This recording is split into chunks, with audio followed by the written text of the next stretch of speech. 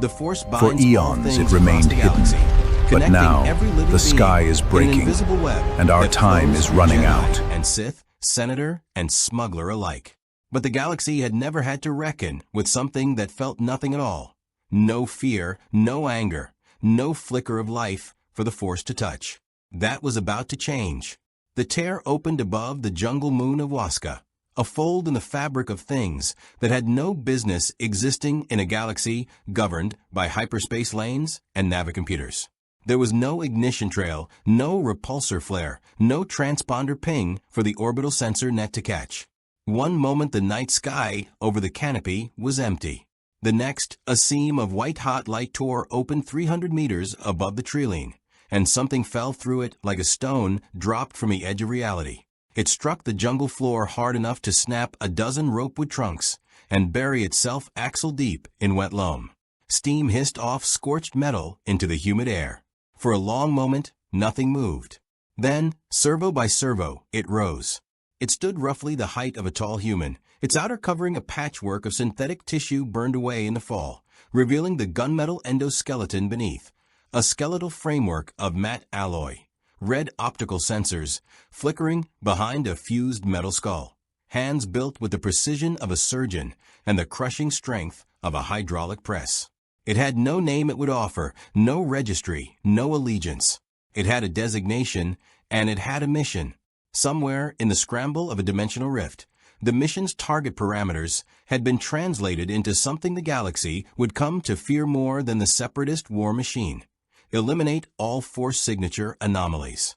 It began to walk. The First Republic patrol to find it was a squad of the 501st, sweeping the jungle moon for stragglers from a separatist droid foundry raid 3 systems over. Clone Sergeant Denna's helmet display flagged the thermal bloom moving through the canopy. Humanoid. But wrong. No life signs. No respiration. A heat signature that didn't fluctuate with breath or pulse. Steady as a machine, because that was exactly what it was. "Command, we've got something down here," Denna reported over comm, boots sinking into moss as her squad fanned out through the ropewood roots. Non-organic. Might be droid wreckage from the foundry hit. It wasn't wreckage. It stepped out from behind a trunk wide enough to hide a speeder, and for half a second the clones simply stared. The silhouette too human-like to be a battle droid, too metal to be anything else. Denna's rifle came up on reflex. "Identify yourself," she called out, voice steady with training, even as something primal in the back of her skull screamed that this was wrong, that this thing radiated a stillness no living creature possessed. The Terminator's optical sensors swept the squad. 5 humans, weapons raised, no Force signature among them. Not a match for its parameters. It registered them, cataloged their weapons as DC-15A blaster rifles with a threat assessment measured in milliseconds, and made no move to engage. It turned and kept walking, indifferent to their existence, the way a man might be indifferent to insects on a window pane. "Hold your fire, it's not stopping," Denna barked as her squad tensed. "Command, be advised, unknown hostile is non-responsive to hails. Repeat, non-responsive." It was 3 kilometers deeper into the jungle, moving with a mechanical economy that 8 ground faster than a man could run, when its sensors registered the first true match. She was 11 years old, a Padawan named Ashi Ven, apprenticed under a minor Jedi Knight stationed on Waska to negotiate timber rights with the local Rasher tree tribes for the war efforts shipbuilding contracts.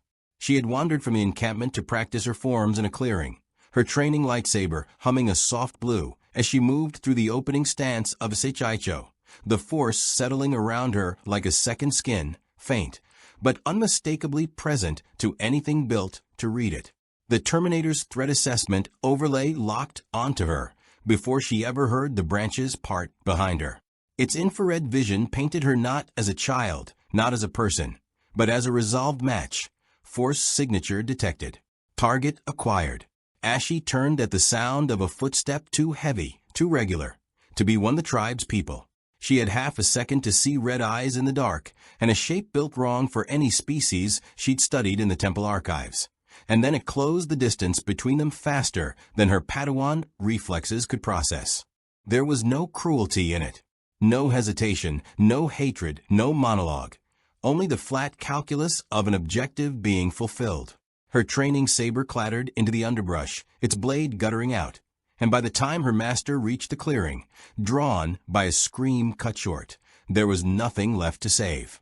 Master Karen Dass found only churned earth, a dead saber, and 300 meters distant, a receding heat signature already gone still and cold to the Force, because that was the horror of it. Whatever had done, this left no trace in the Force at all. No dark ripple, no echo of violence the way a lightsaber kill or blaster death might leave.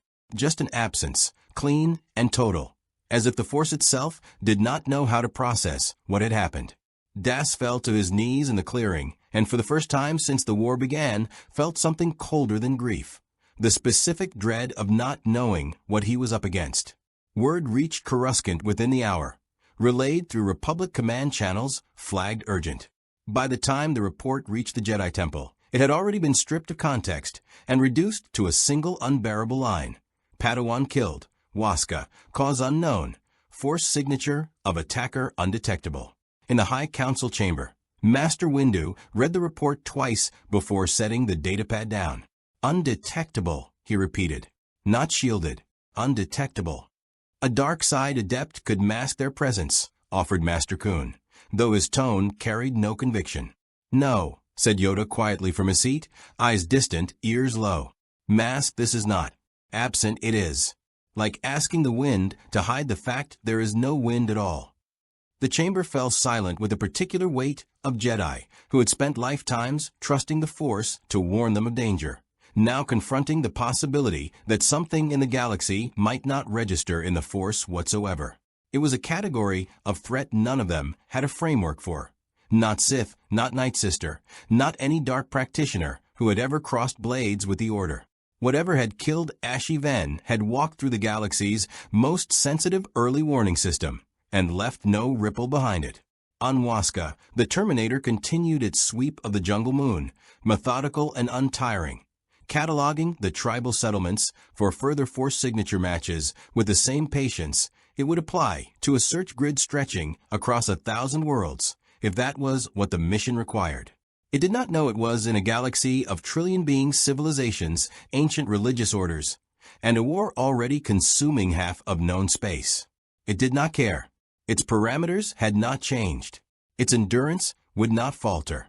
Somewhere in its processing core, a target list was building. A first entry already checked off, the machine's version of an event log rather than a memory of guilt, because guilt required something the Terminator did not have. For the Jedi, for the Republic, and soon enough for a separatist war machine that would come to see this new weapon as an opportunity too valuable to ignore, the galaxy had just met something that could not be reasoned with, could not be sensed coming, and would not stop. If you want to see more characters enter the Star Wars galaxy, hit that subscribe button and drop the name of a character you'd want to see in the comments below. Master Karen Dass did not leave Waska's clearing that night. He remained kneeling in the churned earth long after the search parties arrived, long after the medics confirmed there was nothing to recover, long after his comm buzzed with council inquiries he could not yet bring himself to answer. Grief was not new to a Jedi general 3 years into a galaxy-spanning war. What kept him rooted to that spot was something else, the absence where a wound in the Force should have been. He had felt death before. Violent death left a signature, a scar in the Force that lingered like smoke after fire. This left nothing. When he finally reached out with his senses, searching the jungle canopy for any trace of what had passed through, he found only the ordinary hum of Waska's ecosystem, the chittering of tree-dwelling Okopi, the slow pulse of ropewood sap, the quiet, indifferent breathing of a moon that did not know a child had died in it. Whatever had killed Ashy Ven had left the same kind of silence in its wake as a stone dropped into still water once the ripples faded. Total. Clean. He rose at dawn and began to track. It was not difficult at first. The thing left a physical trail, 300-meter strides through undergrowth, snapped branches at chest height where a man would duck beneath them, footprints pressed inches deep into soil that shouldn't have held that kind of weight.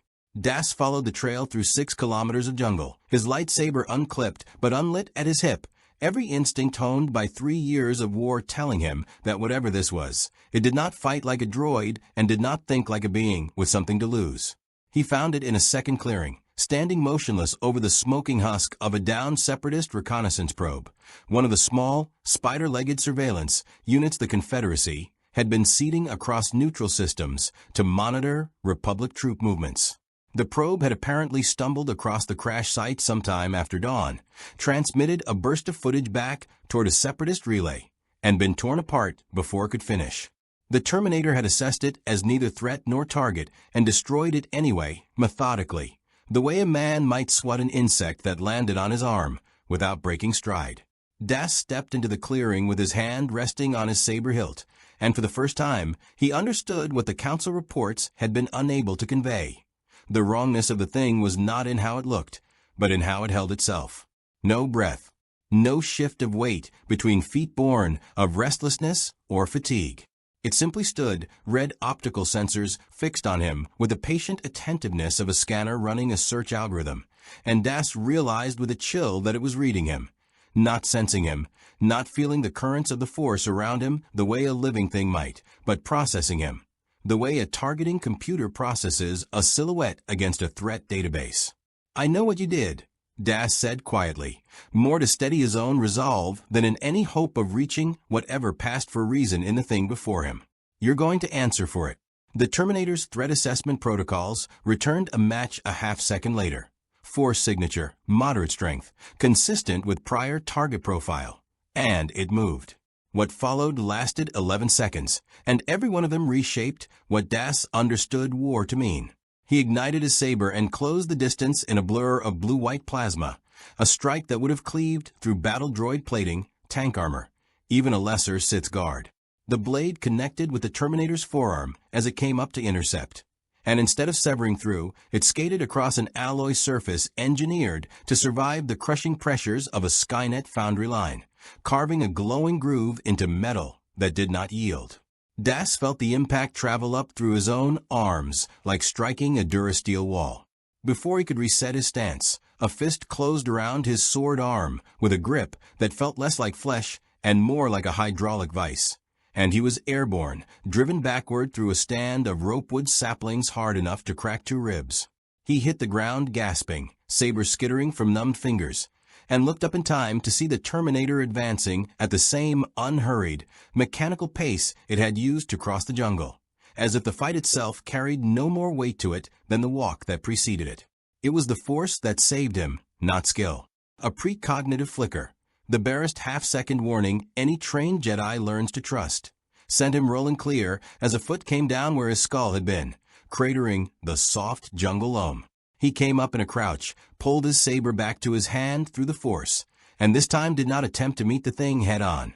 He needed information more than he needed a kill he was increasingly certain he could not achieve. He struck for the optical sensors, a called shot, precise, meant to blind rather than dismember. And for the first time, something changed.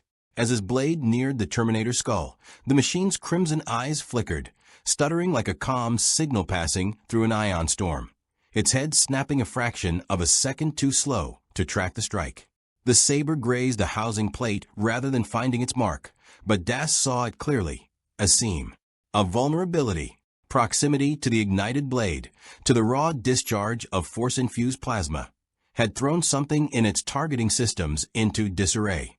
It was enough of an opening to disengage. Das didn't try to press the advantage. 3 years of war had taught him the difference between an opportunity and a trap, and every instinct he had screamed that this was not a fight he could win through attrition. He threw every ounce of force strength he could summon into a single burst, hurling the Terminator backward through the clearing and into the trunk of a ropewood wide enough to anchor a Republic gunship, and ran. He did not stop running until he reached the extraction point 3 kilometers distant, ribs screaming, robes torn, alive only because something about lightsabers and force-charged strikes disrupted whatever passed for the thing's vision. By the time his shuttle broke atmosphere, the report had already reached the Council, and this time it carried something the first report had not: a description, a design, a weakness. In the High Council chamber, Mace Windu studied the shaky helmet cam footage relayed from the extraction shuttle in grim silence, watching the recording of a Jedi general thrown through the air like a discarded doll. "It's not Force-sensitive," Windu said finally. "It's not a droid we've cataloged. It's not organic. Master Das says its eyes falter near an active blade." "An opening," said Master Kun. "Small, but an opening." "One Padawan is dead, and a Jedi general nearly joined her," Windu said. "We cannot commit lightsabers alone against something that shrugs off a direct strike." Yoda's eyes remained closed, his weathered hands folded in his lap, the low hum of the chamber's ventilation the only sound for a long moment. "Feel it, I did not when it killed," he said at last. "Feel it, Master Das did not when it fought him. No presence in the Force this thing carries, not shielded, not masked. Absent. A hole where a being should be." He opened his eyes, and for the first time in the meeting, something like genuine unease crossed the ancient Jedi's face. "Never in 800 years have I sensed such a thing." The Council authorized a containment task force within the hour, 3 Jedi Knights, 2 Republic gunship squadrons, and standing orders that Waska's jungle moon be sealed to civilian traffic until the threat was neutralized or, failing that, at least understood. It was, everyone in that chamber quietly acknowledged, an unprecedented order. The Jedi Order committing resources to hunt something it could not sense, could not predict, and, as Master Das's report made clear in its final grim line, did not seem capable of negotiating with, reasoning with, or deterring by any means the Order had ever employed. 3 systems away, in a listening post buried beneath the ash fields of a separatist-held world, a droid intelligence officer replayed a fragment of intercepted Republic chatter 3 times before flagging it for immediate transmission to Count Dooku's personal channel. The words that mattered were few: unknown hostile, immune to lightsaber strikes, kills Jedi without leaving a trace in the Force. Somewhere in the Confederate High Command, a very old, very patient man allowed himself the faintest smile. The task force convened aboard the Republic cruiser Vigilant Oath in orbit above Waska 12 hours after Master Das's extraction, and from the moment the briefing began, it was clear that the assembled Jedi were operating with less certainty than any mission briefing any of them could recall. Jedi Knight Sha Kun, no relation to the council member, though the coincidence drew a tired half-smile from more than one clone trooper in the briefing room, stood before a holographic display of the jungle moon's terrain, 3 glowing markers indicating the crash site, the site of Ashi Ven's death, and the clearing where Master Das had made contact. Beside her, Jedi Master Fane Arudo, a broad-shouldered Zabrak with 2 decades of field command behind him, studied the display with the flat, assessing patience of a soldier rather than the serenity typically associated with his order. "We have 3 confirmed encounters," Sha began, "and 3 different behaviors." It ignored an armed clone patrol entirely. It killed a Padawan without hesitation. It engaged Master Das in direct, sustained combat, and pursued him with lethal intent even after he attempted to disengage. She gestured, and the markers rearranged themselves into a rough timeline. "That's not random. That's selection criteria." "Force sensitivity," said Arudo.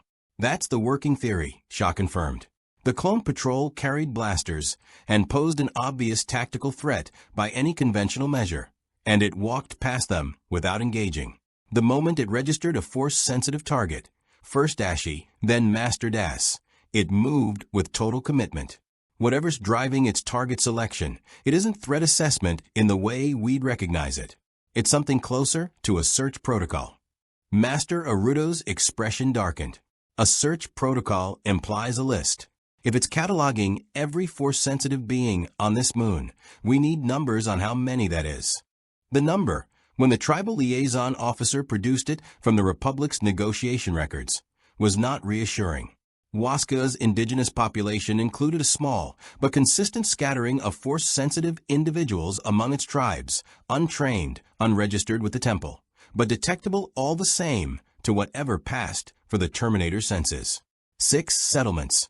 An estimated 4 dozen Force-sensitive beings, most of them children, none of them remotely prepared for what was hunting the jungle canopy. It was Jedi Knight Belloran Tas, the task force's 3rd member and its youngest by a decade, who voiced what the others had been circling. If it's working through a list, Ashy wasn't the last name on it. She was the first name it found. The silence that followed lasted long enough for the ship's ambient hum to become the loudest sound in the room. Back on Coruscant, the High Council chamber carried a different quality of tension. Not the immediate urgency of a mission briefing, but the slower, heavier weight of an institution confronting a category error in its own understanding of the galaxy.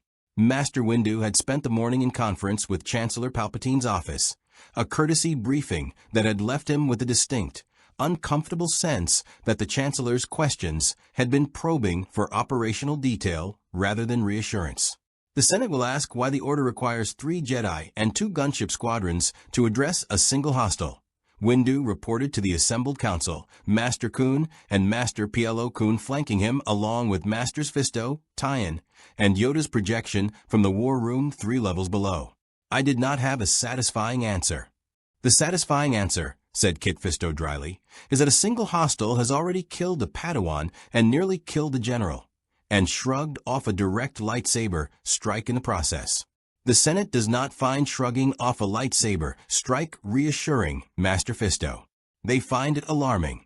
Windu's voice carried the particular fatigue of a man who had spent 3 years explaining a war to civilians who had never held a blade.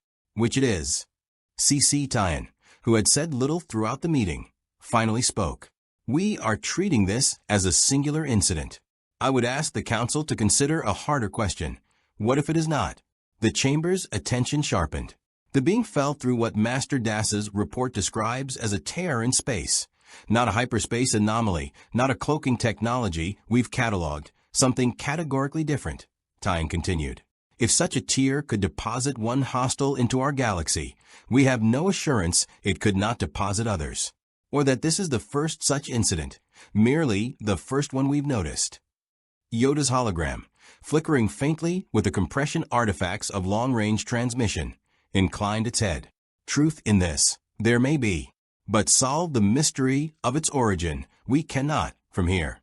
Solve the immediate danger, we must. His ancient eyes settled on Windu. The task force, proceed as planned. But send also word to every temple, every outpost, every training world. Report any being, matched to this description, sensed by no one, seen by someone. Widen the net, we must, in case Master Tyen's fear proves founded. The order went out within the hour, quietly at first, folded into routine security bulletins to avoid alarming a republic already stretched thin by war. A description of a humanoid endoskeleton, red optical sensors, capable of ignoring the Force entirely, flagged for immediate escalation to council level on sighting. On Waska, the task force made planetfall as dusk fell across the jungle canopy, gunships settling into the same clearing where the Separatist probe had met its end hours earlier. Sha Kun crouched at the tree line, one hand pressed flat against the loam, reaching through the Force for any trace of the wrongness Master Das had described. She found nothing, which was, she was beginning to understand, exactly the point. It's not hiding, she murmured to Arudo, who knelt beside her scanning a handheld tracker calibrated to the thermal signature clone forces had logged. Hiding implies effort. This is just absence, like trying to sense the outline of something by the hole it leaves in the air. Poetic, Arudo said not unkindly, but I'd rather have a heat signature. The tracker gave them 1:20 minutes later. A steady thermal bloom moving through the jungle for kilometers to the northeast, on a bearing that, when cross-referenced with the tribal liaison settlement map, led directly toward the largest of Waskoa's indigenous villages. A village home, according to the Republic's own incomplete census, to at least 11 Force-sensitive children. Arudo was on his feet before the tracker's readout finished refreshing, signaling the gunship pilots to spin up engines. Shah Belorin, we move now.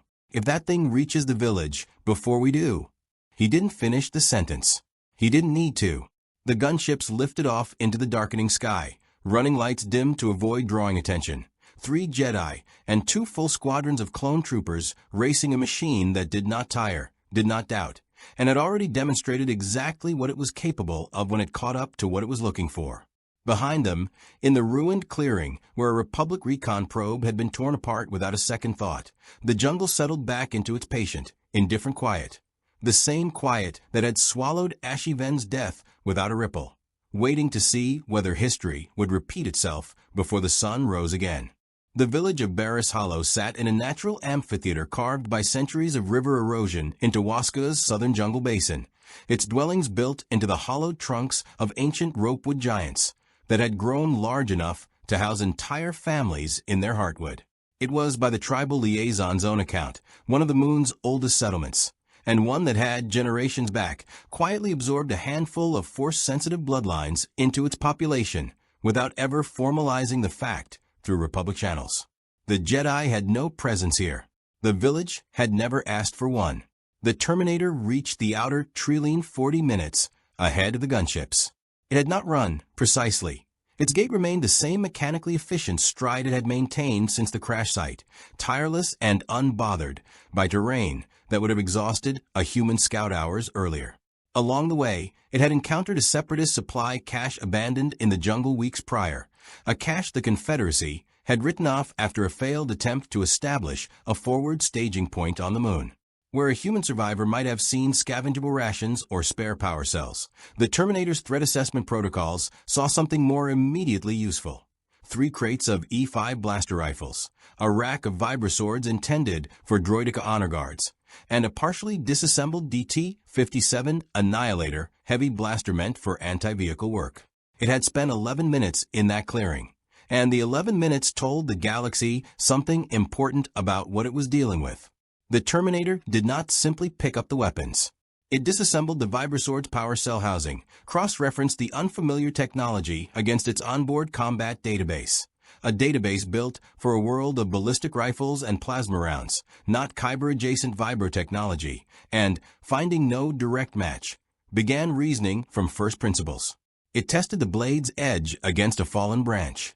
It measured the resonance frequency of the vibro generator with a diagnostic pulse routed through its own internal sensors. Within minutes, it had recalibrated its understanding of the weapon's mechanics well enough to modify the grip housing, stripping away an ergonomic contour designed for a droid servo hand and replacing it with a grip suited to its own frame, welded in place with an improvised arc drawn from the housing's own power cell. It did the same with the E5 rifles, stripping 2 down to component parts and reassembling a single hybrid weapon with double the power cell capacity and a targeting rail crudely, but functionally integrated with its own optical sensors. The DT-57 it left largely intact, save for a modified trigger mechanism scaled to its own hand and a jury-rig sling fashioned from vibrosword harness webbing, allowing it to carry the heavy weapon without slowing its stride. This was the moment, though none of the Jedi racing toward Barris Hollow yet knew it, that the war in Waska stopped being a search and contain operation and became something closer to an arms race against an opponent that learned faster than any droid brain the Confederacy had ever fielded, and cared for none of the doctrine or ego that slowed organic minds. AB-1 battle droid ran fixed subroutines, a clone trooper trained for months to master a weapon. The Terminator had looked at technology from a galaxy it had occupied for less than 2 days and made itself proficient in the span of a single clearing. It resumed its march toward Barris Hollow with a modified rifle in each hand and the Annihilator slung across its back, red optical sensors sweeping the darkening jungle for the concentration of force signatures its threat assessment protocols had flagged as the largest single cluster on the moon. In the village itself, the evening meal was winding down around communal fire pits set into the amphitheater's central clearing, the low murmur of the Waska tribe's dialect mixing with the crackle of resinwood fires and the distant calls of nocturnal Akopi settling into the canopy. A woman named Orlaket, matriarch of one of the settlement's oldest lines and grandmother to 3 of the village's force-sensitive children, was telling a story to a circle of young ones when the first of the Trilene's nocturnal birds went silent all at once, a wave of stillness spreading through the jungle canopy like a held breath. Orla had lived on Waska for 63 years. She knew every sound the jungle made, and she knew, with the bone-deep certainty of a woman who had survived predator seasons and separatist raiders alike, exactly what that particular silence meant. Inside, she said, quiet but iron-firm, already rising and sweeping 2 of the nearest children toward the nearest hollow trunk dwelling. Now, all of you. The village had a warning system, ancient and analog. A series of resinwood gongs strung between the great trunks, each one tuned to carry a different message across the amphitheater. Orla reached the nearest gong and struck it twice, the deep percussive tone rolling out across Barris Hollow in the universal signal for predator sighted. And for one terrible moment, she allowed herself to hope that whatever was coming was simply a Rathdar or a Nexupak drawn down from the Highland Ranges, something the village's hunters had faced before and driven off with fire in numbers. The Terminator emerged from the treeline 8 minutes later, and there was no driving it off with fire. It walked into the amphitheater's outer ring of dwellings with the same unhurried, mechanical gait it had maintained across 4 kilometers of jungle, its threat assessment systems already parsing the village into a grid of individual targets, most registering as ordinary organic life, a handful registering as matches against its core parameters. It raised the modified E5 in its right hand, sighted along a targeting rail welded together from scavenged parts less than an hour earlier, and fired its first shot of the engagement into the support strut of a hollow trunk dwelling, not because the strut was a target, but because collapsing it would flush whatever was sheltering inside into the open.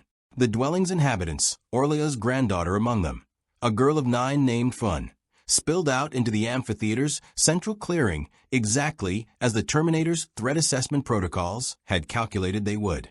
It was Orla who bought the first precious seconds, throwing herself between the machine and the scattering children with nothing but a hunting spear and 63 years of a grandmother's fury. And it was the arrival, impossibly, precisely, of 2 Republic gunships screaming in low over the treeline that turned those seconds into something the village might survive. Sha Kun dropped from the lead gunship's open hatch before it had fully touched down, lightsaber already blazing violet blue in the firelit dark, and put herself between Orla Kett and a weapon the old woman's spear had no hope of stopping. Behind her, Master Arudo led 2 squads of clone troopers into a defensive perimeter around the scattering villagers, DC-15A rifles raking suppressive fire across the amphitheater's outer treeline, while Belor and Tass moved wide to flank saber-drawn, calling out through the force to every frightened child within reach to run, to hide, to trust that help had come. The Terminator's targeting systems processed the new arrivals in a fraction of a second, 3-4 signatures, heavily armed organic support, gunship class air cover, recalculated engagement probability, and, for the first time since its arrival in the galaxy, made a decision that was not simply forward momentum toward its objective. It retreated into the treeline, firing controlled bursts to cover its withdrawal, dragging the fight away from the open amphitheater and into terrain of its own choosing. Because a machine built by Skynet to survive a war against an armed and organized human resistance understood, with a clarity that would have chilled every Jedi in that clearing had they known it, that a tactical retreat delayed to fight another day cost it nothing at all. Count Dooku received the intelligence dossier on Waska's unknown hostile in the private study of his personal transport, a cup of untouched Kaminoan tea cooling at his elbow, as he read through 3 separate reports compiled by Confederate listening posts across the Outer Rim. He read them twice, as was his habit with anything that warranted a third reading he had not yet decided to give it. And by the end of the second pass, the faint, knowing smile that had touched his features upon first hearing of the incident had settled into something colder and more calculating.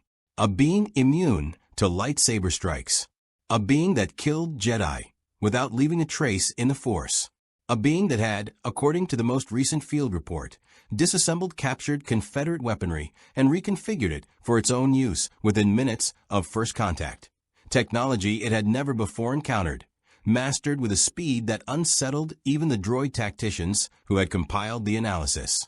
Dooku had spent decades of his life first as a Jedi and then as a Sith cultivating a particular kind of patience, the sort that allowed a man to recognize an opportunity dressed as a crisis.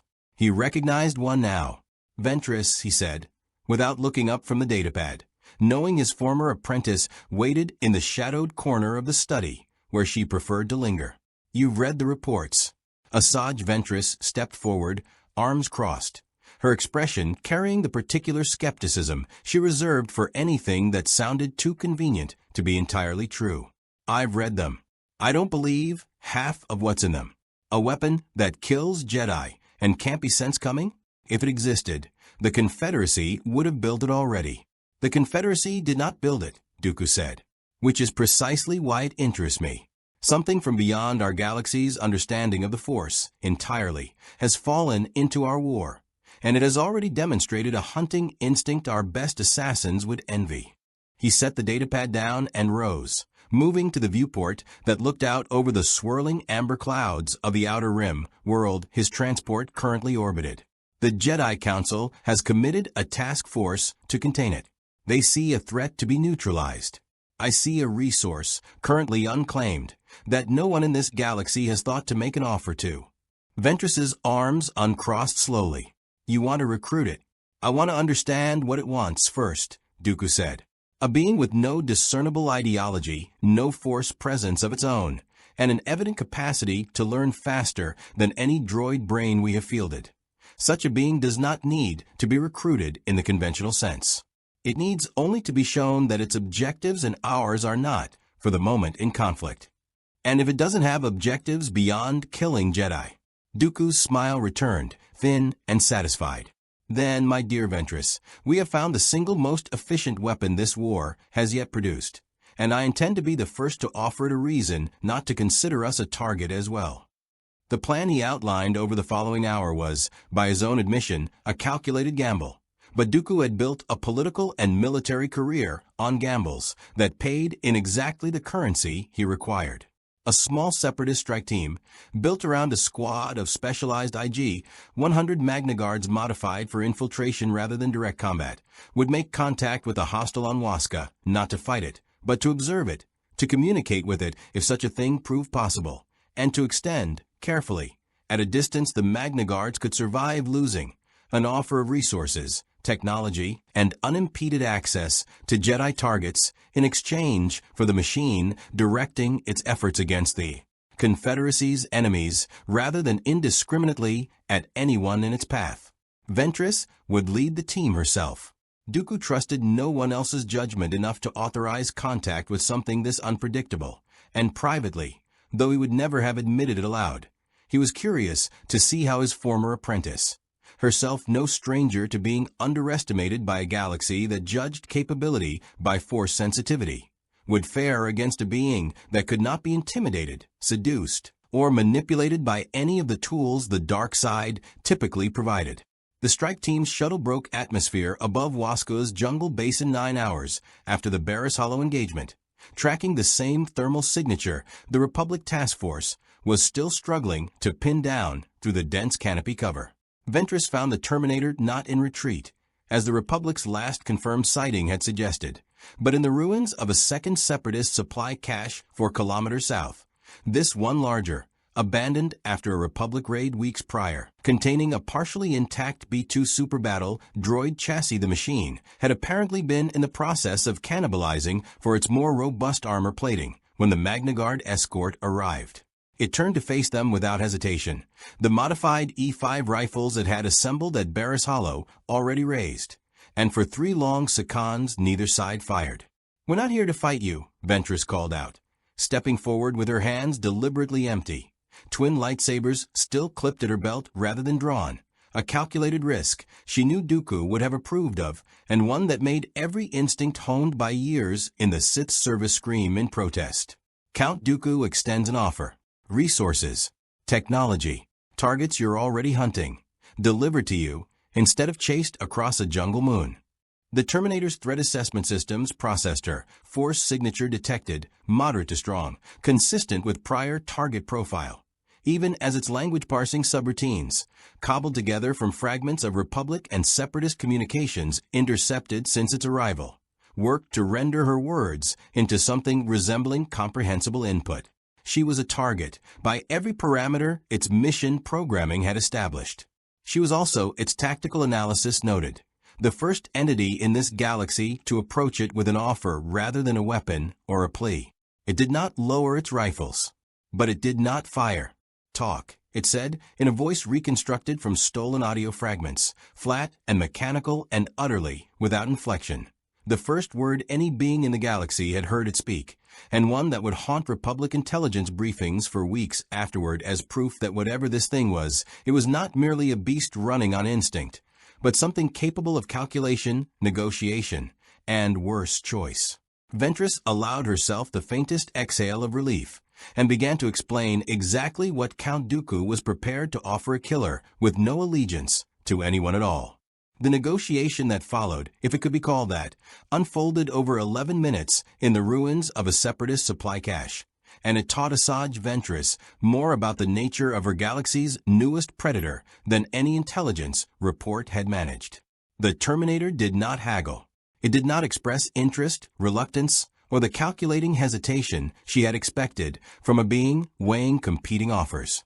It listened to her proposal, resources, technology, a steady stream of Jedi targets delivered rather than hunted across hostile terrain, and processed it against parameters that, as far as Ventress could determine, had nothing to do with self-interest at all. Objective. Eliminate all force signature anomalies, it said finally, the reconstructed voice as flat as when it had first spoken. Your offer does not conflict with objective. Acceptable. It was, Ventress would later report to Dooku, the strangest alliance she had ever witnessed struck. Not a partnership built on loyalty, fear, or mutual benefit in any sense a living being would recognize, but a simple confirmation that two agendas happened, for the moment, to run parallel. The machine made no promises. It offered no gratitude. It simply noted that Confederate resources would accelerate the completion of a mission it would have pursued regardless, with or without Separatist assistance, and adjusted its behavior accordingly, accepting a data slate loaded with known Jedi deployment patterns across the war's active fronts, along with coordinates for a Confederate depot willing to supply it with Separatist-grade weaponry and armor plating. What it did not do, and this detail would trouble Dooku considerably more than Ventress's report of the negotiation success, was accept escort back to Confederate territory, or agree to operate under Separatist command structure of any kind. It took the data slate, absorbed the coordinates, and continued south through the jungle on its own trajectory, indifferent to Ventress's suggestion that a coordinated approach would serve both their interests more efficiently. It's not an asset, Ventress told Dooku over a secure comm relay hours later, her voice carrying the particular frustration of someone who had just watched a plan succeed and fail simultaneously. It's a force of nature that happens to have agreed not to point itself at us. There's a difference, and I don't think you fully appreciated it when you sent me down there. Dooku's response was characteristically unbothered. A force of nature aimed at the Jedi is precisely the asset I require, Ventress. Its indifference to our command structure is a small price for its indifference to our survival. He was not wrong precisely, but he had also not yet reckoned with the second half of the equation, a Jedi order that, having failed to contain the threat at Barris Hollow, was no longer treating this as a search and rescue operation. Jedi Knight Beloran Tass found the machine's trail for kilometers south of the Confederate depot the following dawn, moving alone and against explicit orders from Master Arudo to await reinforcement, a decision born less of recklessness than of a young Jedi's private conviction that if he could simply engage the thing in a duel long enough to study its combat patterns properly, without the chaos of a village under attack clouding the observation, the order might finally have something actionable.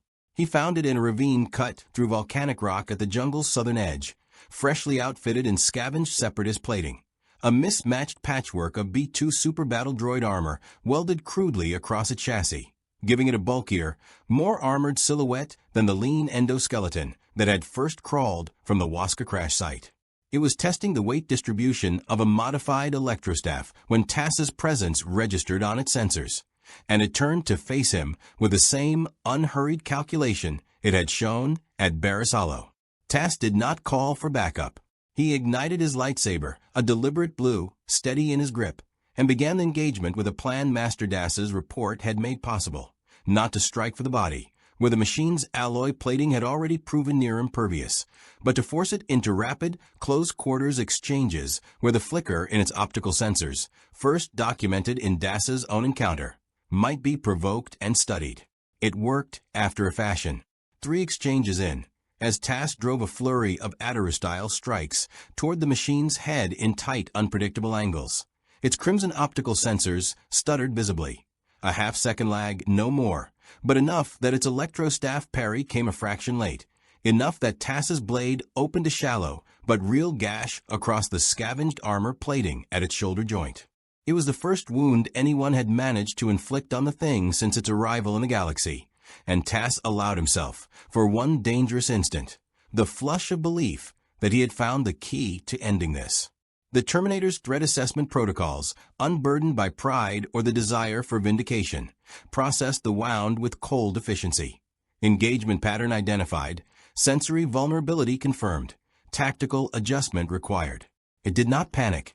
It adapted mid-fight, in a way no organic combatant Tass had ever faced would have managed, angling its head fractionally away from the plane of the Padawans, no knights, most probable strike vectors, forcing Tass to commit to wider, more telegraph swings to find the same angle again, swings that gave the machine the half-second of predictability it needed to time its own counters. The fight that followed lasted 4 minutes longer than any Jedi had yet survived against the thing, and it ended not with a killing blow, but with Tass driven to one knee, saber arm numbed by a strike that had nearly shattered bone through his defensive block, staring up at an opponent that regarded him with the same flat, unreadable calculation it had shown from the very first moment of contact. It raised the electrostaff for what should have been the final blow, and stopped. Its sensors, still recovering from the sensor flicker exchanges, registered a new signal on the edge of its detection range. 3 additional force signatures, closing fast, consistent with the reinforcement pattern the Republic Task Force had used at Barris Hollow. Engagement cost-benefit recalculated. Continued combat against reinforced opposition. Unfavorable. It withdrew the staff, turned, and retreated into the ravine's volcanic rock formations with the same efficient, unhurried gait it had used to escape every prior engagement, leaving Belor and Tass alive on the ground behind it, not from mercy, which it did not possess, but from a calculation that his death was no longer worth the cost of acquiring it. Master Rudo's rescue team found Tass 20 minutes later, alive, shaken, and carrying information the Council would come to consider the single most valuable piece of intelligence gathered since the crisis began.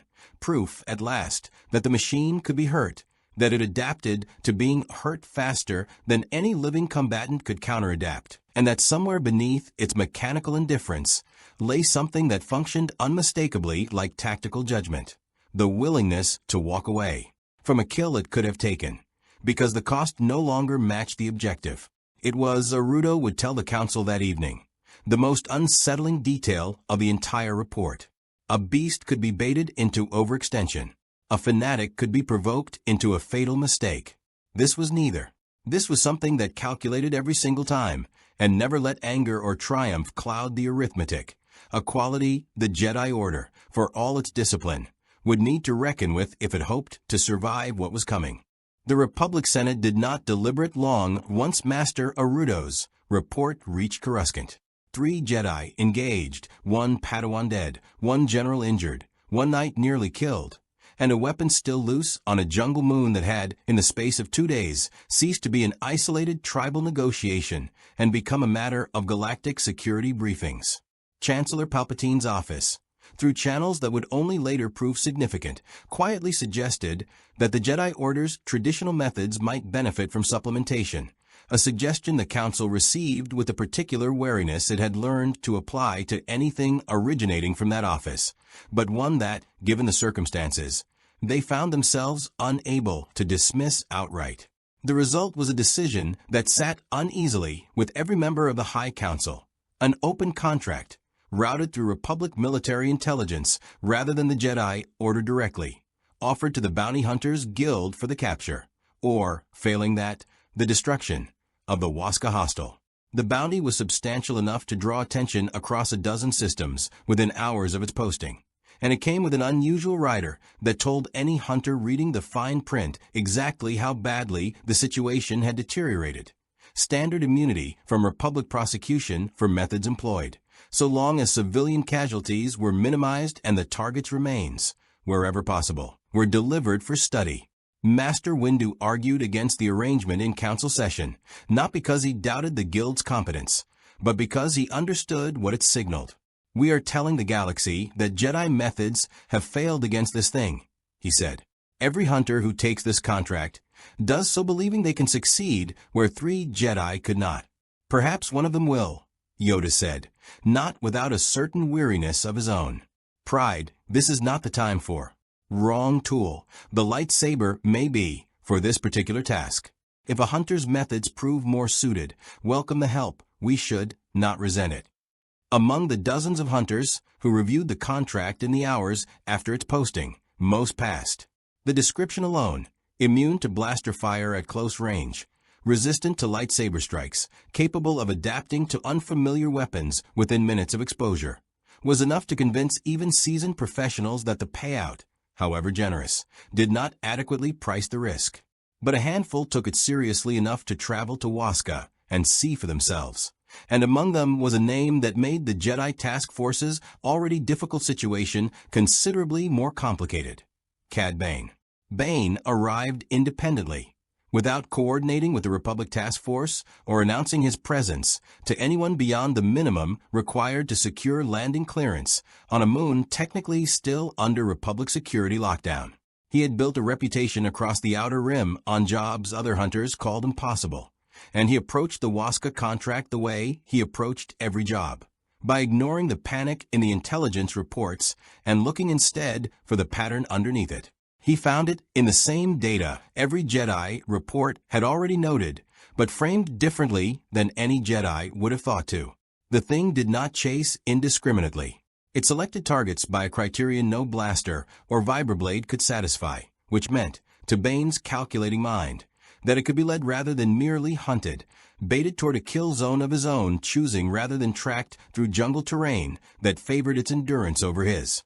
He set his trap in a narrow volcanic gorge 2 kilometers from the ravine where Belorantas had nearly died, using a captured IG-11 assassin droid, reprogrammed and stripped of its own combat protocols, rigged to emit a low-frequency energy signature designed to mimic, as closely as Bane's smuggled Jedi Temple archive data allowed, the resonance pattern of a Force-sensitive presence. It was crude technology, cobbled together from equipment never designed for this purpose. But Bane had built a career on making crude technology work exactly well enough.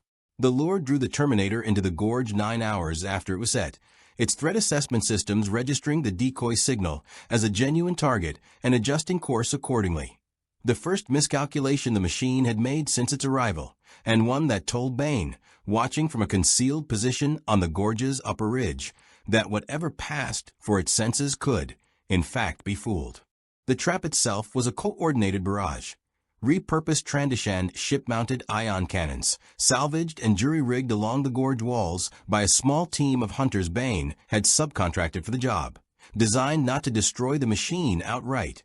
Nothing in the available arsenal had proven capable of that, but to disable its systems long enough for a containment net, seeded with a compound Bane had acquired at considerable expense from a Kaminoan cloning facility contact, to bind it before it could recover. For nearly 90 seconds, it worked. The ion barrage caught the Terminator mid-stride, arcing blue-white energy across its scavenged armor plating and disrupting its optical sensors in a cascading failure that made the earlier lightsaber-induced flicker look minor by comparison. It staggered, systems screaming warnings through processes no longer capable of full tactical assessment, and the containment net dropped from concealed emplacements along the gorge's upper walls, its binding compound closing around the machine's limbs with a grip designed to hold a rampaging rancor. Bane allowed himself, from his position on the ridge, the smallest flicker of professional satisfaction, the kind he reserved for jobs that went precisely according to plan. It lasted exactly as long as it took the Terminator's damage control subroutines to route power away from non-essential systems and into raw servo strength, a brute force solution no elegant tactical calculation was required to reach. The containment net, rated for creatures whose strength came from muscle and sinew rather than hydraulic actuators machined for a war against an armed human resistance, held for 11 seconds under that kind of pressure before the first strand gave, and then the rest followed in a cascading failure of their own. The Terminator tore free of the net with its optical sensors still flickering erratically from ion damage, targeting systems compensating with thermal and audio input in place of the compromised visual feed, and turned toward the ridge where the ion cannon operators, Bane's subcontracted crew, not Bane himself, who had positioned himself with considerably more caution, scrambled to reload for a second volley. They would not get the chance to fire. What followed was not a battle, so much as a demonstration. 3 hunters died in the span of under a minute, cut down by a weapon operating on degraded sensors and pure combat calculation, adapting to its own sensory impairment with the same cold efficiency it had shown adapting to every other obstacle the galaxy had thrown at it since its arrival. Bane, watching from his ridge position, made the calculation every survivor in this story would eventually be forced to make, that the difference between a professional and a corpse was often nothing more than the willingness to abandon a plan the moment it stopped working, regardless of the investment already sunk into it. He was gone from the gorge before the Terminator's sensors recovered enough to register his position. His own transport already burning atmosphere. By the time the machine reached the ridge, his subcontractors had died defending. He did not deliver a report to the guild claiming success, and he did not attempt a second engagement. He filed, instead, a private assessment that would circulate quietly among the galaxy's most serious hunters over the following weeks. The Waska contract was not a bounty. It was a death sentence with a payout attached, and the smart money, his own included, was on walking away with what intelligence could be salvaged rather than the credits promised for a kill no one had yet proven achievable. It was not the reassurance the Republic had hoped the guild's involvement would provide. If anything, Bane's quiet withdrawal did more to convince the galaxy's underworld of the threat's severity than any Jedi report had managed. Because if Cad Bane, of all people, judged a job not worth finishing, there was very little room left to argue the danger had been exaggerated. On Waska, the Terminator continued its system's recalibration through the night, optical sensors slowly clearing of ion interference, its damage control subroutines already cataloging the ambush's tactics for future reference, a lesson learned, filed, and ready to be applied the next time something in this galaxy attempted to trap rather than confront it directly. It had lost nothing it considered irreplaceable. It had gained, in the wreckage of Bane's failed operation, a working understanding of Republic-adjacent bounty hunter tactics, 3 salvageable ion-resistant plating fragments, and a target list that, as far as its mission parameters were concerned, remained entirely unchanged. The intelligence that led the Terminator to its next target came not from tracking or trial-and-error pursuit, but from the very data slate Asajj Ventress had delivered 2 days earlier. Buried within the separatist deployment records Dooku's analysts had compiled was a fragment of decrypted Republic communications, intercepted months prior and filed away as low priority, referencing a facility the Jedi Order itself rarely acknowledged existed, a discreet meditation retreat and initiate sanctuary built into the hollowed volcanic caverns beneath Waska's southern highlands, established generations earlier as a place for young Force sensitives too traumatized by early trials, too unstable in their connection to the Force, or simply too young for the rigors of temple training to be quietly nurtured away from the pressures of Coruscant. It was, in the Order's own internal terminology, the Hollow Sanctuary, unlisted in any public record, staffed by a rotating handful of retired Jedi Masters who had chosen teaching frightened children over frontline command and home at the moment the Terminator's threat assessment systems locked onto its coordinates to 19 Force-sensitive children between the ages of 4 and 11, along with 3 Jedi caretakers who had spent the war years believing, with good reason, that a hidden cave system on a backwater jungle moon was among the safest places in the galaxy for the children in their charge. The Terminator reached the cavern entrance at first light, its scavenged separatist plating now further reinforced with fragments of ion-resistant material recovered from the failed bounty hunter ambush, its damage control systems fully restored, its optical sensors recalibrated with a redundant thermal imaging overlay that would, though none of the defenders yet knew it, blunt some of the advantage the earlier sensor flicker vulnerability had provided. Master Tessek Van, eldest of the Sanctuary's 3 caretakers, felt the wrongness approaching a full 20 minutes before it reached the outer cavern doors. Not the sharp, specific warning of danger a younger Jedi might recognize, but the same creeping absence Master Das had described in his own report. A hole opening in the Force's gentle currents, where something should have registered and did not. He had spent 40 years teaching children to trust their instincts before they understood the Force well enough to name what they were feeling, and his own instincts, honed across those same decades, screamed a single unambiguous message: run. He did not have time to evacuate 19 children through terrain the sanctuary's remote location had never been designed to make quick to traverse. What he had, instead, was a warning system built into the cavern architecture itself. A series of blast doors installed generations earlier against the possibility of exactly this kind of siege, though no one who designed them had imagined the siege would come from something immune to the lightsabers meant to hold a corridor.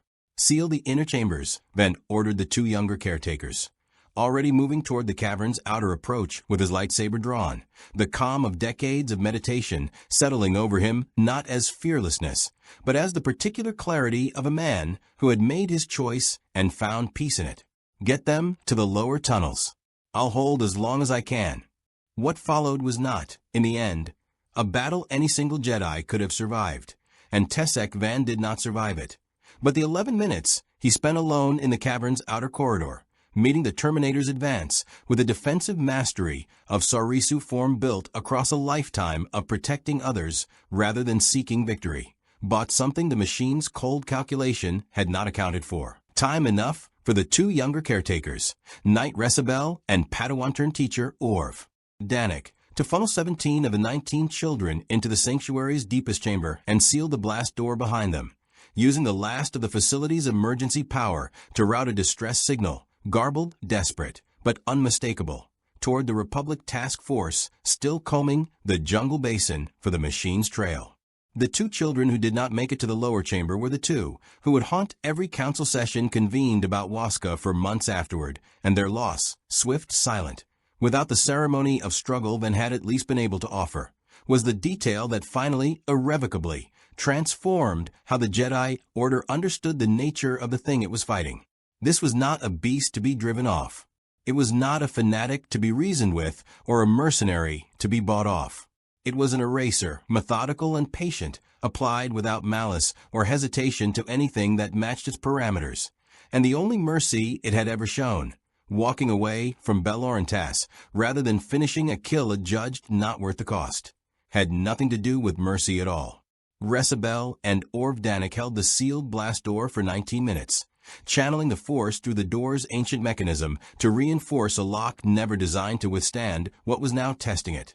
Their combined strength the only thing standing between 17 terrified children, and a threat neither of them could sense coming through the door, but both could hear, methodical and unhurried, working through the mechanism's weaknesses one calculated strike at a time.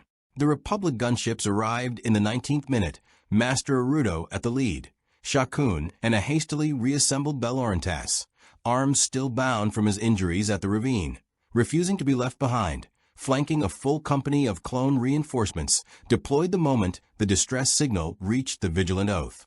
What they found in the sanctuary's outer corridor stripped away any remaining illusion that this crisis could be contained through measured, careful response. The engagement that followed inside the cavern system was the largest committed against the Terminator since its arrival. 3 Jedi, 40 clone troopers, fighting in corridors too narrow for the gunship's heavier weapons to be brought to bear, against a single machine that had, in the span of 5 days, transformed from a lone hostile stumbling through unfamiliar jungle into something armored, adapted, and lethally proficient with every weapon this galaxy had put within its reach. It withdrew eventually, not because it was beaten, but because the cost-benefit calculation that governed every one of its decisions tipped, once again, toward disengagement, vanishing into a network of volcanic tunnels the sanctuary's original architects had never mapped in Republic records, leaving behind a corridor littered with the wreckage of a defense that had, in the final accounting, saved 17 children at the cost of 2 caretakers and 2 young lives the Jedi Order would carry. As a collective wound for the remainder of the war, Master Windu received the full report in the High Council chamber that evening, and for the first time since the crisis began, the Council's deliberation was not about strategy, containment, or the political optics of the Senate's bounty contract. It was about grief, and about the uncomfortable, unavoidable recognition that the Order's traditional confidence in its own methods had not merely failed to stop this threat, but had, in its slow escalation from single Jedi encounters to a full task force, cost precious days that 2 children at the Hollow Sanctuary had not had to spare. "We have been reactive," Windu said quietly. The chamber's usual measured calm replaced by something raw. "Every engagement, we have arrived after the fact. We treat this as an investigation when it has always been a war, and wars are not won by responding to the enemy's initiative." Yoda, seated in silence through most of the session, finally spoke, his voice carrying a weight that settled over the chamber like the jungle's own oppressive humidity. "Right you are, Master Windu. Changed, our approach must. Hunted, we have been, disguised as hunters ourselves." He opened his eyes, and in them was a resolve the Council had not yet seen from him in this crisis. "End this, we must not merely survive it. And to end it, understand it fully, we first must send word to Coruscant. Recall Master Yaddle from her sabbatical. If a mind exists in this order capable of unraveling what this creature truly is, hers is among the sharpest we have." Far below the council chamber, in the depths of a jungle moon that had, in less than a week, become the site of the Jedi Order's most disquieting failure since the war began, the Terminator continued through the volcanic tunnels beneath the hollow sanctuary, its threat assessment systems already processing the coordinates of its next confirmed target cluster, a Republic-aligned settlement 200 kilometers to the east, entirely unaware that the machine hunting force sensitives across their moon was, at this very moment, drawing closer. Chancellor Palpatine's private chambers, high in the Republic Executive Building, offered a view of Coruscant's endless cityscape that few beings in the galaxy were permitted to see from this particular angle, and fewer still understood that the man who stood at that viewport most evenings, hands folded behind his back in an attitude of statesmanlike contemplation, spent those quiet hours not reflecting on the burdens of leadership, but calculating the movements of a war he had spent decades engineering from both sides at once. Darth Sidious had followed the reports from Waska with considerably more interest than his public persona allowed him to display. Where the Senate saw a security crisis and the Jedi Council saw a grief-soaked failure of containment, the Dark Lord of the Sith saw something he had not anticipated needing to account for in his carefully balanced war. A third force, entirely outside his design, capable of doing to the Jedi Order what he had spent a lifetime planning to accomplish himself. It troubled him less than it intrigued him, and Sidious had learned across a very long apprenticeship in patience that the two reactions were not always easy to distinguish from one another until events had run their course. He summoned his own apprentice to a private audience the evening after Master Windu's council session. Information Palpatine's network of informants within the Republic's own security apparatus had relayed to him within hours. A small irony he permitted himself to savor. Count Dooku arrived via secure shuttle, and if he suspected his master's summons carried any particular urgency, for decades of training kept it from his bearing. "You've made contact with it," Sidious said without preamble, seated in the shadowed recess of his private study, the mask of Palpatine's genial diplomacy set aside entirely in favor of something colder and more direct. "Ventress's negotiation. I am aware of it. An arrangement of convenience," Dooku said. "It shares our interest in eliminating Jedi. It shares nothing else, not loyalty, not command structure, not even basic courtesy. I would not characterize it as an asset so much as a weather pattern we have, for the moment, avoided standing beneath. And yet it has killed more Jedi in 5 days than the Confederacy's armies have managed to cross an entire front in the same span." Sidious rose from his seat, moving with the deliberate, unhurried grace that had once made him one of the finest political minds the Republic had ever produced, and that now, in the privacy of this chamber, carried an edge considerably less benign. "Tell me, Dooku, in your judgment as a former Jedi yourself, what do you believe this creature represents?" Dooku considered the question with the care it deserved. A weapon with no ideology to corrupt and no ambition to manage. In the Jedi's own terms, Master, I would call it a being entirely without attachment, which is, I believe, the precise quality your philosophy claims to prize above all others in a servant of the dark side, and which this creature achieves without ever having heard of the Force at all. It was, Sidious reflected, an uncomfortably astute observation, and one that cut closer to a truth he had not yet fully articulated even to himself. The dark side's power drew from passion, from ambition, from the raw hunger of beings who wanted something badly enough to reach beyond the light's constraints to seize it. This creature wanted nothing. It felt nothing. It simply executed, with a purity of purpose that made even the most disciplined Sith assassin look undisciplined by comparison. And Sidious had spent his entire life planning a galaxy-spanning design around the manipulation of desire, ambition, fear, and passion in every being he touched. A being immune to all of it was not a weapon he could wield. It was a variable he could not account for. It cannot be turned, Sidious said, more to himself than to his apprentice. It cannot be tempted, cannot be threatened, cannot be offered power it has any use for. Every lever this order and mine have built across a millennium of galactic conflict, this creature simply does not register. Then it is, at least, no threat to our design, Dooku offered. It kills Jedi. That much serves us, regardless of what else it is. For now. Sidious returned to the viewport, watching the endless traffic of Coruscant skylanes without truly seeing it. But consider, Dooku, what such a being represents to my larger design. I require the Jedi Order weakened, not annihilated by a force outside my control before I am ready to deliver the final stroke myself. A weapon that kills indiscriminately, that answers to no one, that cannot be recalled once its objective narrows toward completion. Such a thing is useful only so long as it remains contained to the periphery of my plans. If it should ever complete its work too thoroughly, too quickly, before the clone army's loyalty programming and Order 66 are ready to be triggered on my own timeline, I will have lost the very instrument I have spent this entire war cultivating. He turned back to his apprentice, and in the low light of the chamber, something calculating and cold settled across his features. The expression Dooku had learned across their years together that preceded Sidious's most consequential decisions. See to it, Dooku, that this creature remains a rumor and a fear rather than a public catastrophe. Let the Jedi bleed from it. Let the Senate's confidence in the Order erode with every report of its failures. But should it ever threaten to end the Jedi Order before I have need of them ended on my terms, I will require a contingency to remove it myself, quietly, and without any indication that the hand behind its removal was ever mine.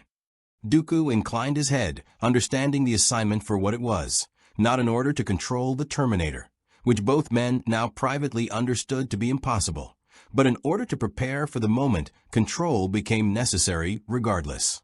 I will begin drafting options, Master. Do so. Sidious's attention drifted back to the window, to the city-spanning lights of a republic he had spent his life quietly dismantling from within. And Dooku, instruct our intelligence network to determine, if they are capable of it, precisely where this creature came from. A tear in space that deposits something of this nature into our galaxy is not, I think, a phenomenon we can afford to leave uninvestigated. If such a tear could produce one such weapon, I would know whether it might produce another, and whether that second arrival might prove rather more amenable to my purposes than the first.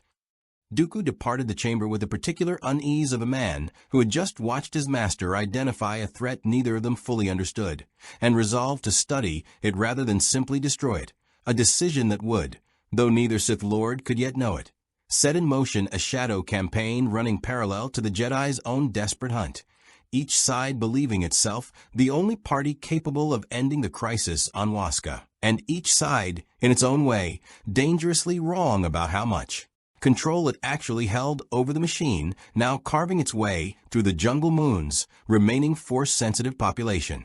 Master Yaddle arrived on Waska 18 hours after Yoda's summons, her modest transport touching down at the Republic's forward staging camp with none of the ceremony her reputation might have warranted.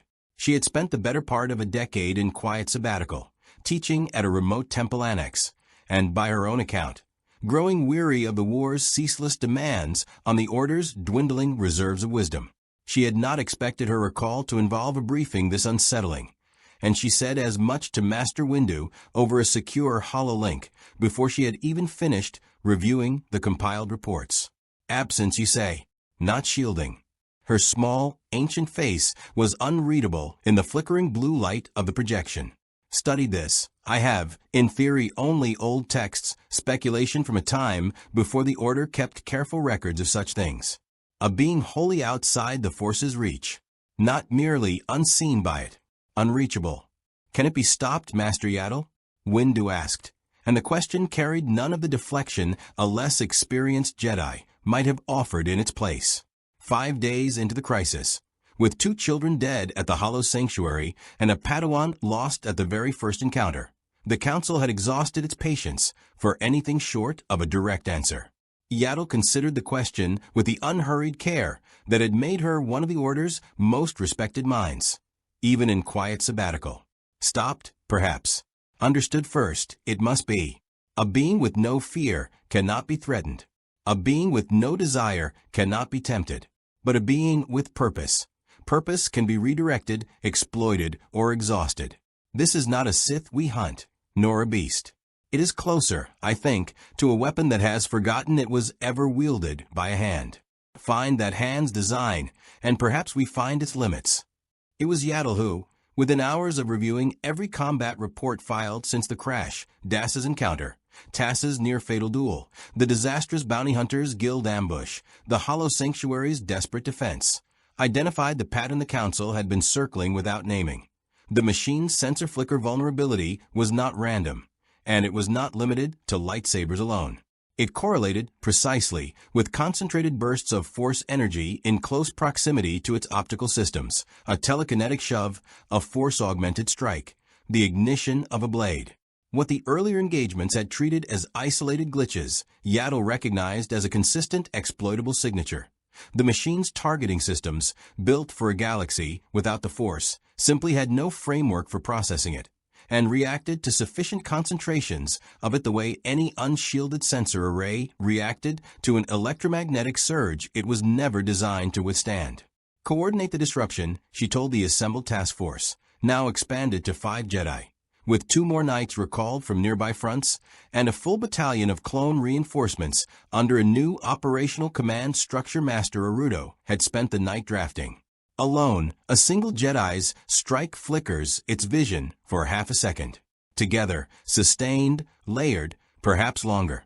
Long enough, perhaps, for our clone brothers to do what our blades alone cannot. The plan that emerged from that briefing was, by any measure, the most coordinated response the crisis had yet produced, and it fell, as so much of the war's grinding machinery did, on the shoulders of soldiers who had never asked to fight something no training simulation had prepared them for. Clone Commander Faust, a veteran of the 41st Elite Corps, with 11 years of accelerated experience behind eyes that looked considerably older than his physical age, received his orders directly from Master Arudo the following morning. Escort.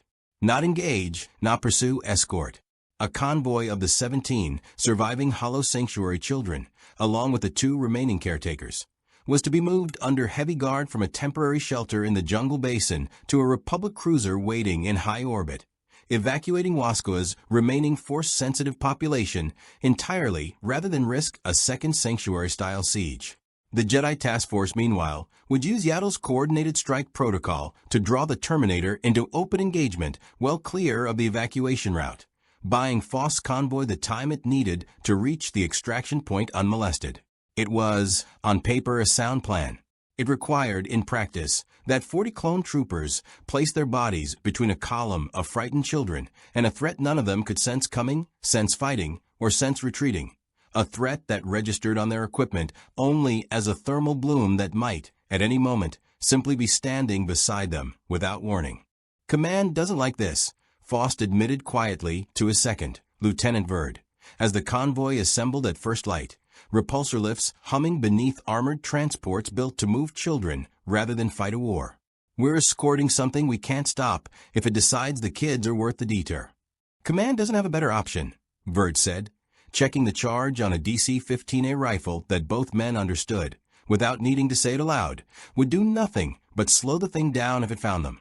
Neither do we. The convoy moved out at 0600 local time.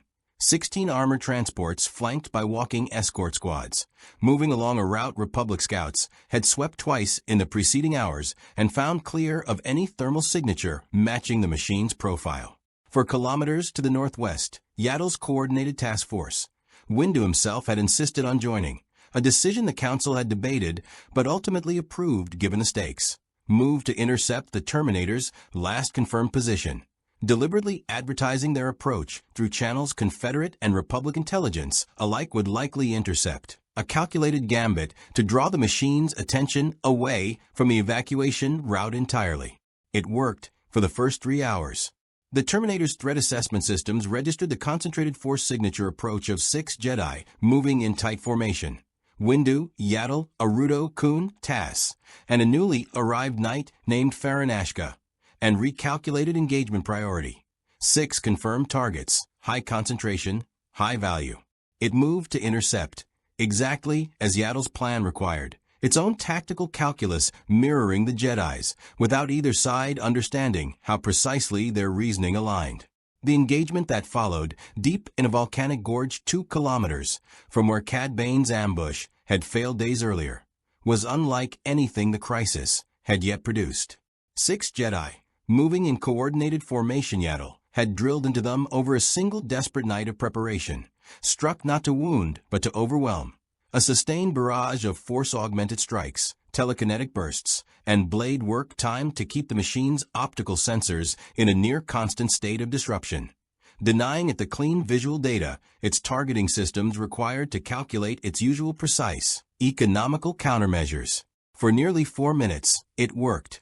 The Terminator, sensors stuttering under a barrage its threat assessment protocols had never been forced to process at this density, fell back on thermal and audio input, its combat efficiency measurably degraded, for the first time since Wasko's crash site, degraded, but not broken.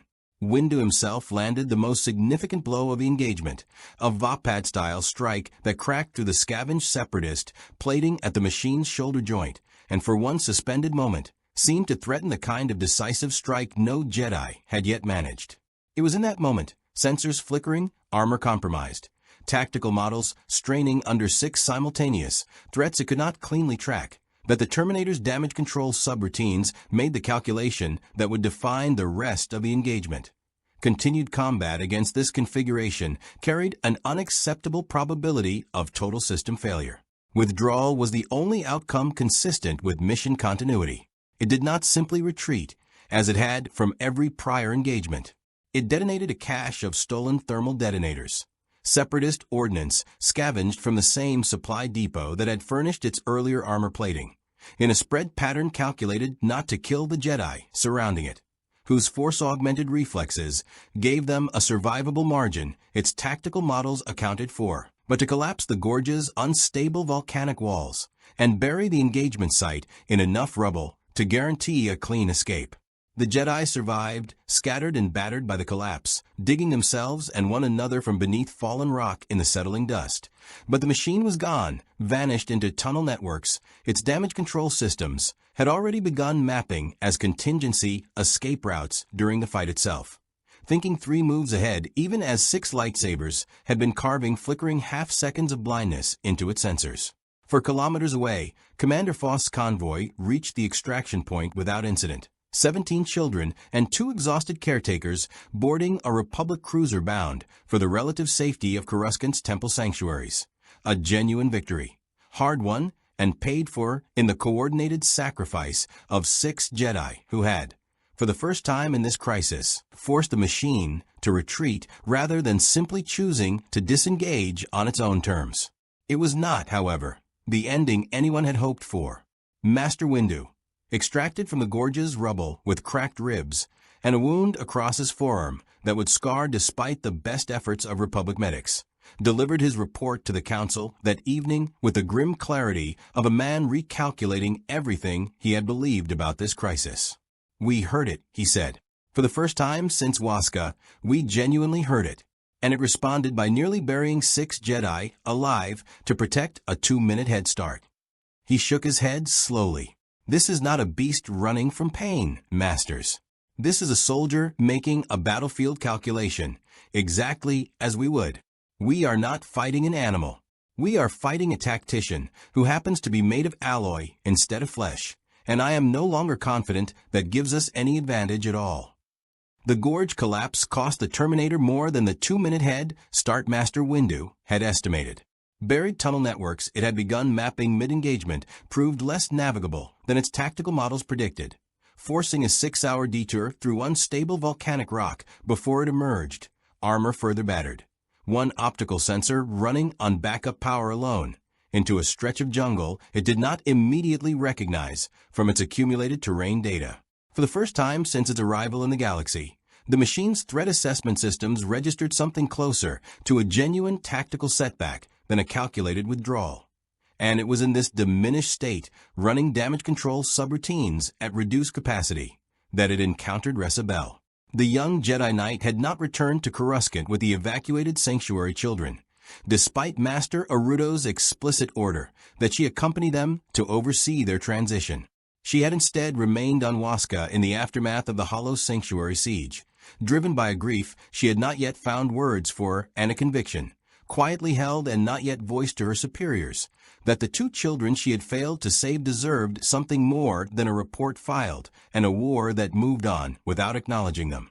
She found the machine not through tracking or coordination with a wider task force, but through the same instinct that had once made her a promising Padawan before the war accelerated her training beyond what any peacetime Jedi would have considered ready, a reckless, grief-sharpened certainty that she could not simply wait for someone else to finish this. It was, by any tactical measure, the least sound decision anyone had made in the entire crisis. It was also, in ways neither Ressa Bell nor the machine could have anticipated, the encounter that would finally crack open the mystery of what the Terminator actually was. She found it resting, if the term could be applied to a being that did not sleep, in a shallow cave at the volcanic gorge's eastern edge, its damaged optical sensor exposed as internal repair subroutines worked to reroute power around the failure. It registered her presence the moment she crossed the cave's threshold, threat assessment protocols flagging a force signature at close range even as its combat systems, still running at reduced capacity from the tunnel collapse, calculated engagement probabilities that were, for the first time since Waska, genuinely uncertain. Ressa Bell did not draw her lightsaber. It was not mercy, precisely, nor the calculated restraint Cad Bane had shown in his own withdrawal. It was something closer to desperation channeled into curiosity, a need to understand, before this ended one way or another, what exactly had taken 2 children from her, so that their deaths might mean something beyond another line in a council casualty report. "What are you?" she said, quiet, her voice carrying none of the fury she might have expected of herself in this moment. "Not what. Where are you from? What sent you here?"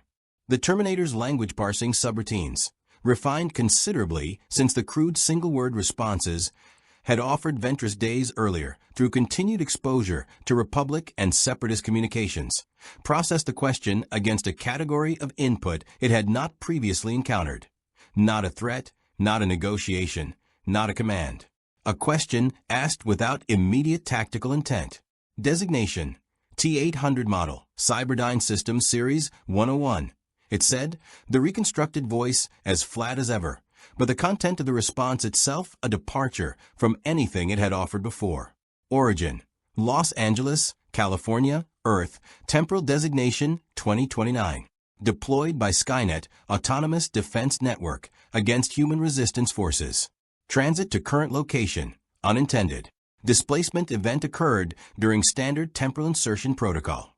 Ressa Bell absorbed this with the particular vertigo of someone hearing, confirmed at last, something she had feared without daring to believe.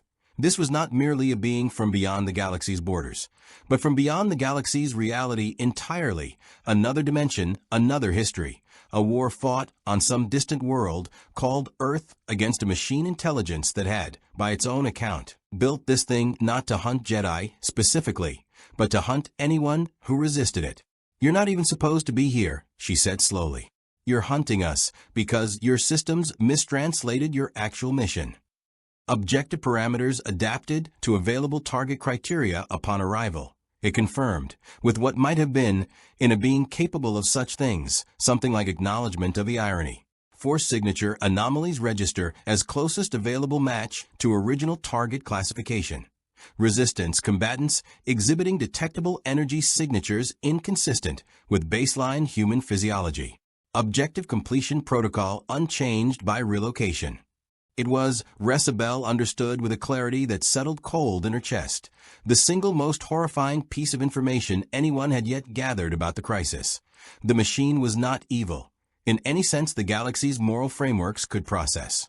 It was not cruel, not hateful, not even truly indifferent in the way a predator was indifferent to its prey's suffering.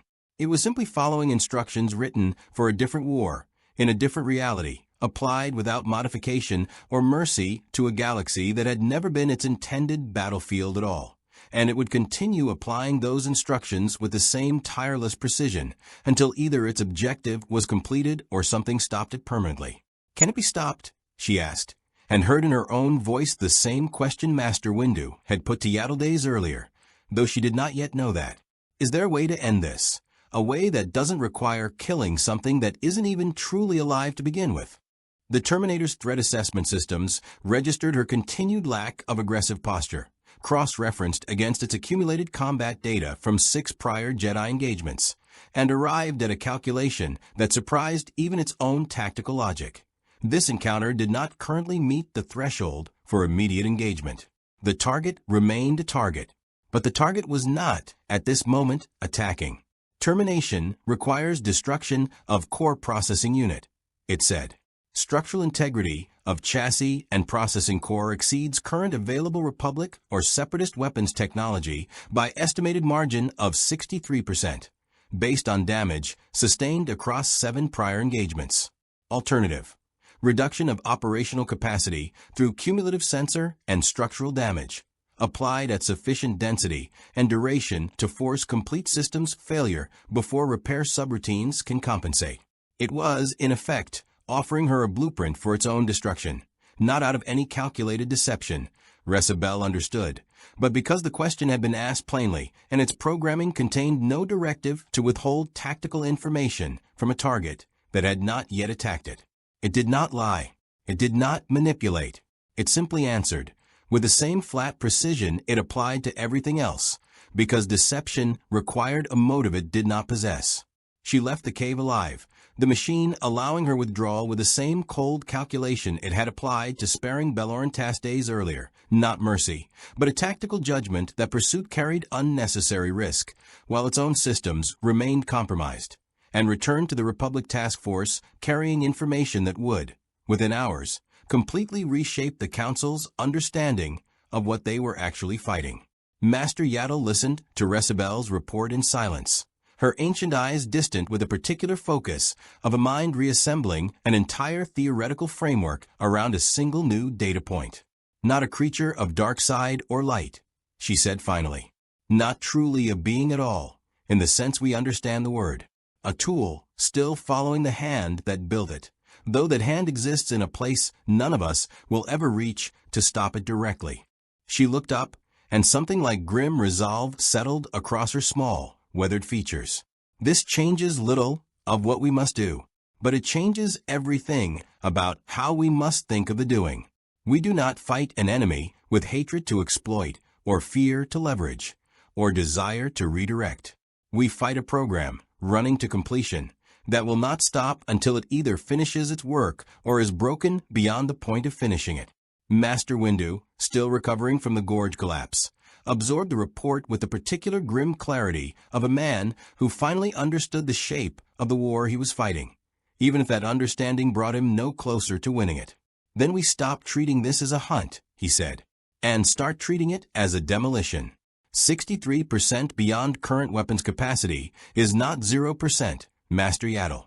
It is a target, and targets can be met if we are willing to commit everything this crisis has taught us to closing that gap."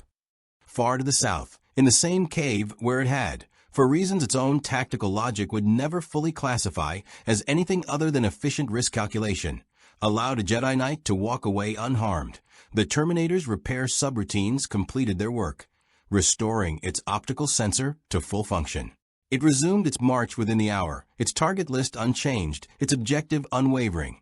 And somewhere in the accumulated data of 7 survived engagements, a tactical model slowly, patiently, refining itself against an enemy that, however coordinated its recent efforts had become, had not yet demonstrated the capacity to close a 63% gap in raw destructive capability. The decision to relocate the crisis beyond Wasco's jungle basin came not from the Jedi Council, but from the Terminator itself. Its accumulated tactical data, refined across 7 engagements, and now supplemented with detailed information on Republic and Separatist troop deployment patterns lifted from the same data slate Ventress had provided days earlier, pointed toward a conclusion its threat assessment systems processed with characteristic indifference to the strategic implications. Wasca's remaining force-sensitive population had been evacuated. The moon's target density had dropped below the threshold that justified continued operation in increasingly hostile, increasingly coordinated territory. Mission efficiency required relocation to a higher density target environment. It found one in the deployment records, Christophsis, a crystalline world on the outer rim whose strategic position had made it a contested flashpoint for both Republic and Separatist forces for months, and whose current garrison included, according to the intercepted data, no fewer than 4 Jedi generals coordinating a defense against a renewed Separatist offensive, the highest concentration of force signatures in any single active engagement zone within practical traveling distance. It commandeered a Separatist supply shuttle from the Depot Ventress, had directed it 2 days earlier, its increasingly sophisticated grasp of the galaxy's technology allowing it to override the vessel's droid brain navigation systems within minutes, and departed Wasca's atmosphere before the Republic task force's scattered patrols had any indication it intended to leave the moon at all. The Council learned of its departure only when Republic sensor arrays picked up the shuttle's transponder, stolen, but not disabled, a detail Master Yaddle would later note, as evidence the machine did not concern itself with concealment when speed served its objective better, crossing into the Christophsis system less than 18 hours after Resabel's report reached Coruscant. "It's not fleeing us," Windu said grimly, studying the tracking data in an emergency session convened the moment the shuttle's destination became clear. "It's advancing on a richer target. We drove it from one hunting ground, and it has simply selected another, one already saturated with the very targets it seeks." What followed was a decision that would be studied in Republic military academies for years afterward, not for its tactical brilliance, but for its sheer, unprecedented strangeness.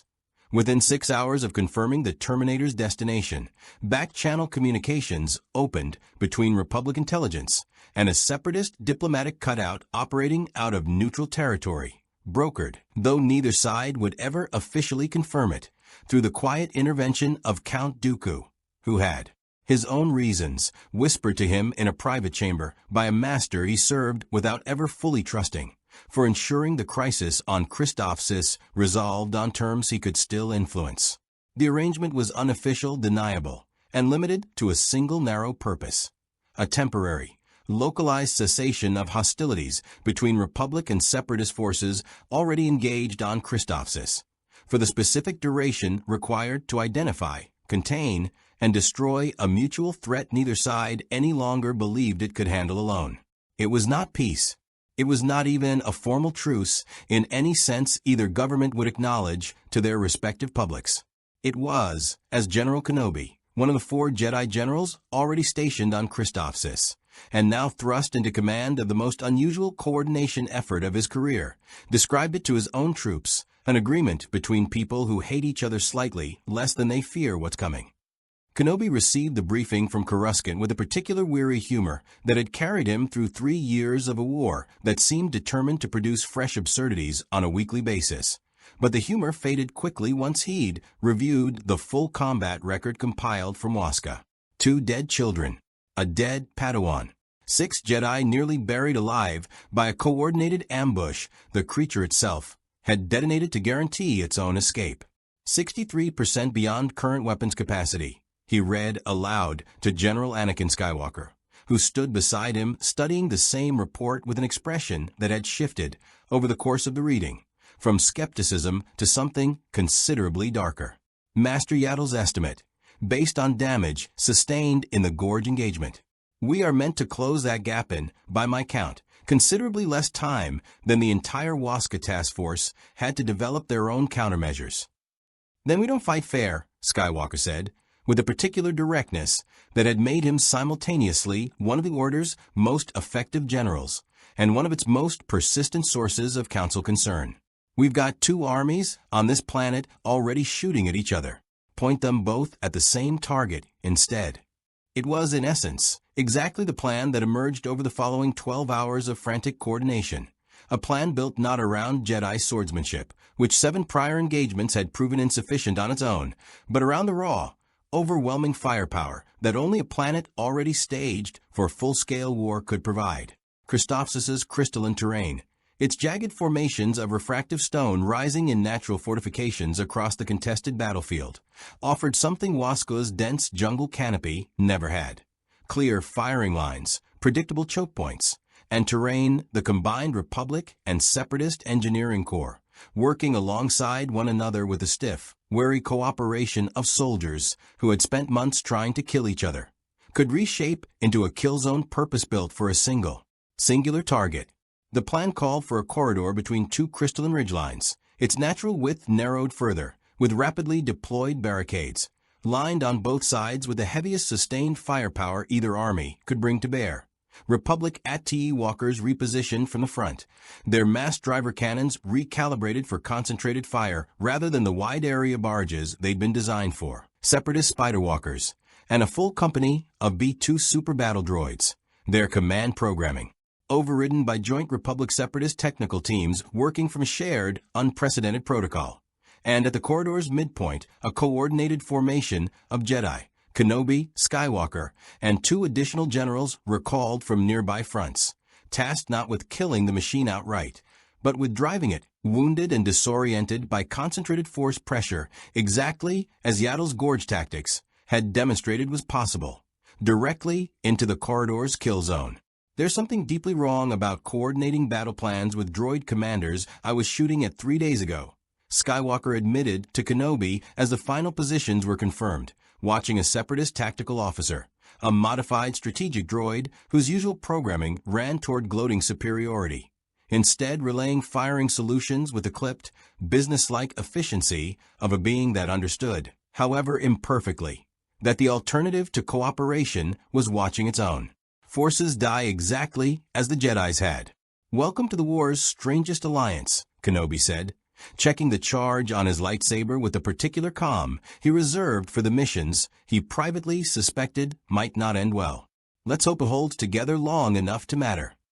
The Terminator shuttle made planetfall on Christophsis's outer plains 6 hours later, its threat assessment systems immediately registering the unusually dense concentration of both organic combatants and force signatures converging on a single crystalline corridor 2 kilometers to the north, a concentration so favorable to its mission parameters that its tactical calculus registered no reason for caution, no pattern match to the coordinated ambush tactics that had nearly ended it in Wasku's volcanic gorge.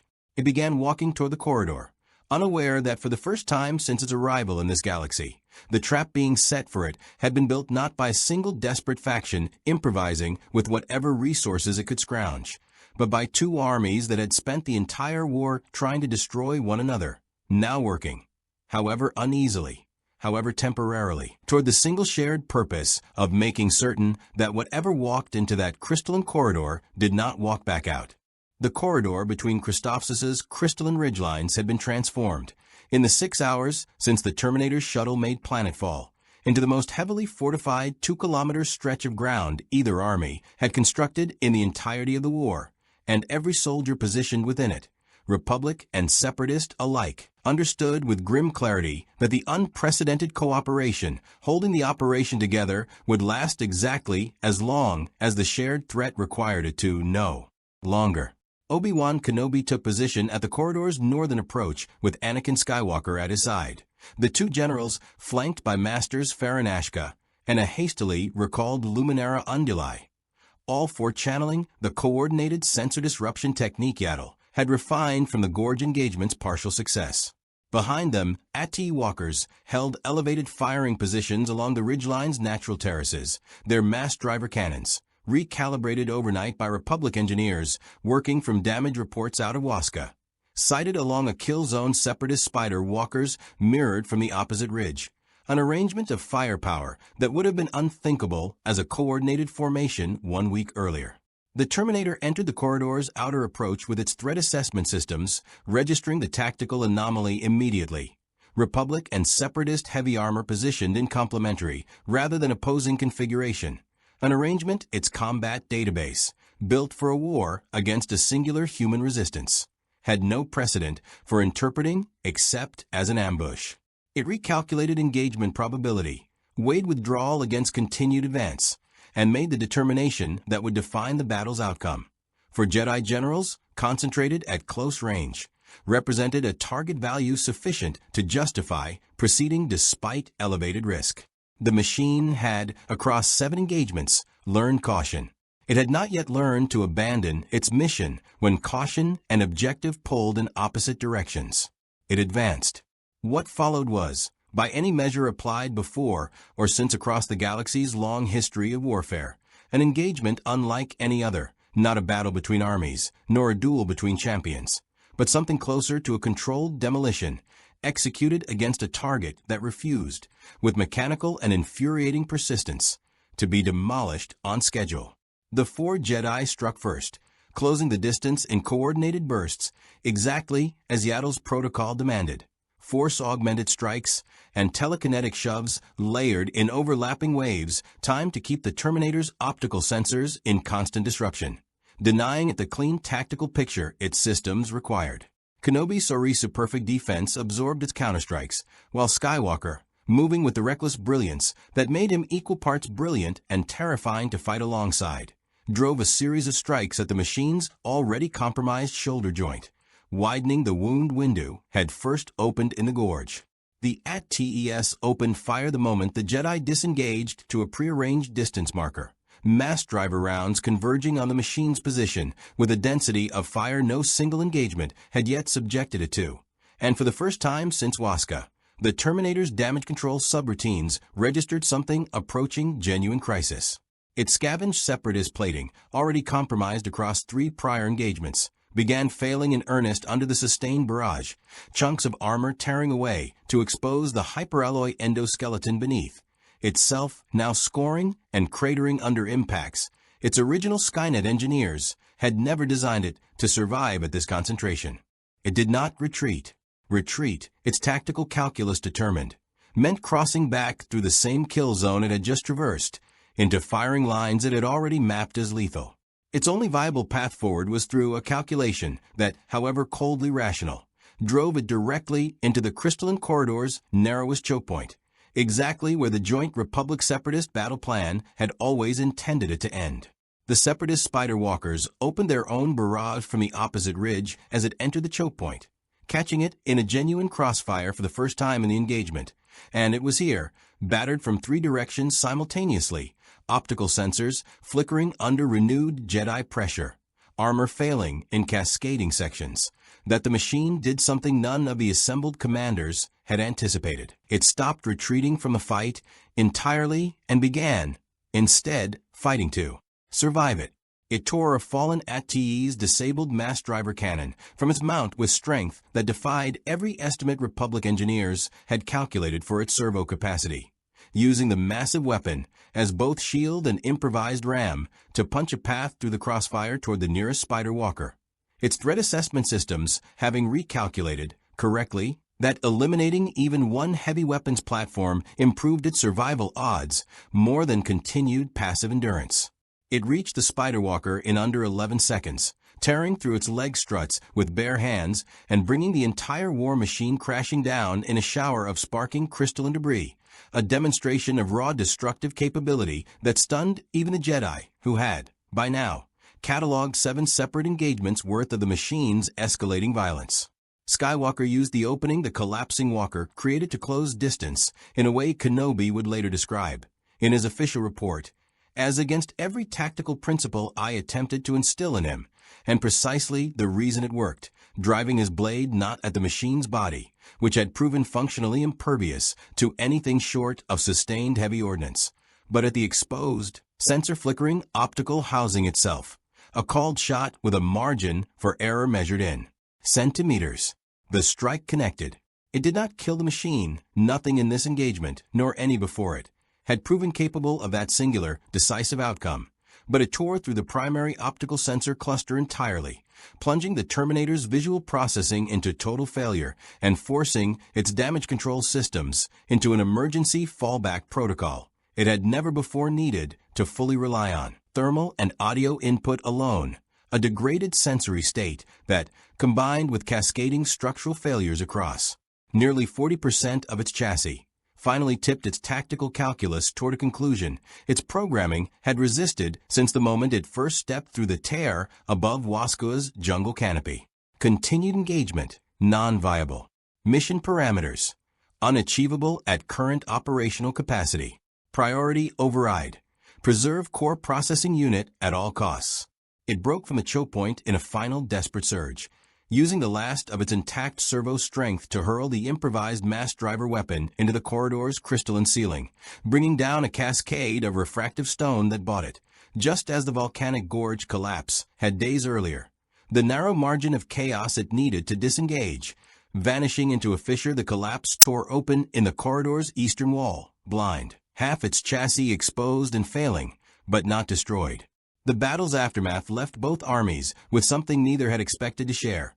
A genuine, if grudging, mutual respect forged not through diplomacy, but through the shared experience of watching something neither Republic nor Separatist weapons technology had proven capable of finishing outright. Kenobi, standing amid the wreckage of a Spider Walker and an AT-TE both, found himself exchanging a look with the Separatist tactical droid officer that carried, however briefly, something almost like camaraderie. "We heard it," Skywalker said, breathing hard, lightsaber still humming in his grip as he stared at the fissure where the machine had vanished. "Really heard it. More than anyone has yet." "We did," Kenobi agreed, and looked toward the ridgeline where Republic and Separatist commanders alike were already, warily, beginning the process of returning to a war that would resume the moment this shared crisis no longer bound them together. "The question, Anakin, is whether hurting it is the same as ending it, and I confess I no longer have the confidence to answer that with certainty." Far beneath the corridor's collapsed ceiling, in a fissure carved deep into Christophsis's crystalline bedrock, the Terminator's repair subroutines began the slow, methodical work of restoring what could be restored, cataloging what could not, and calculating, with the same tireless, unbothered patience that had carried it through 8 days and 8 engagements without a single moment of doubt, the adjustments its next approach would require. The fissure beneath Christophsis's crystalline corridor became, over the following 3 days, the closest thing to a sanctuary the Terminator had found since its arrival in the galaxy. A stretch of uninterrupted time in which its damage control subroutines could work without the constant demand of tactical response, cannibalizing fragments of the collapsed Spider Walker's wreckage that had tumbled into the fissure alongside it to rebuild what the Christophsis engagement had torn away. The repairs were not, and could not be, complete. Its optical sensor cluster, destroyed by Skywalker's called strike, was beyond restoration without fabrication equipment its scavenging could not replicate. It compensated instead by integrating a modified targeting array cannibalized from the Spider Walker's own sensor suite, a hybrid solution that restored functional vision at the cost of the precision its original systems had possessed. Its chassis, scored and cratered across nearly half its surface area, would carry those wounds permanently, structural integrity reduced by a margin its own damage assessment protocols now flagged as a persistent, unrecoverable vulnerability. It was, for the first time since Waska, a machine operating below full capacity with no realistic prospect of returning to it. And its tactical calculus, indifferent to anything resembling pride or denial, incorporated that reality into every subsequent calculation without hesitation. What emerged from the fissure on the 4th day was not the same threat that had entered it. It moved with a fractional stiffness in its damaged leg servos that no amount of internal compensation could fully mask.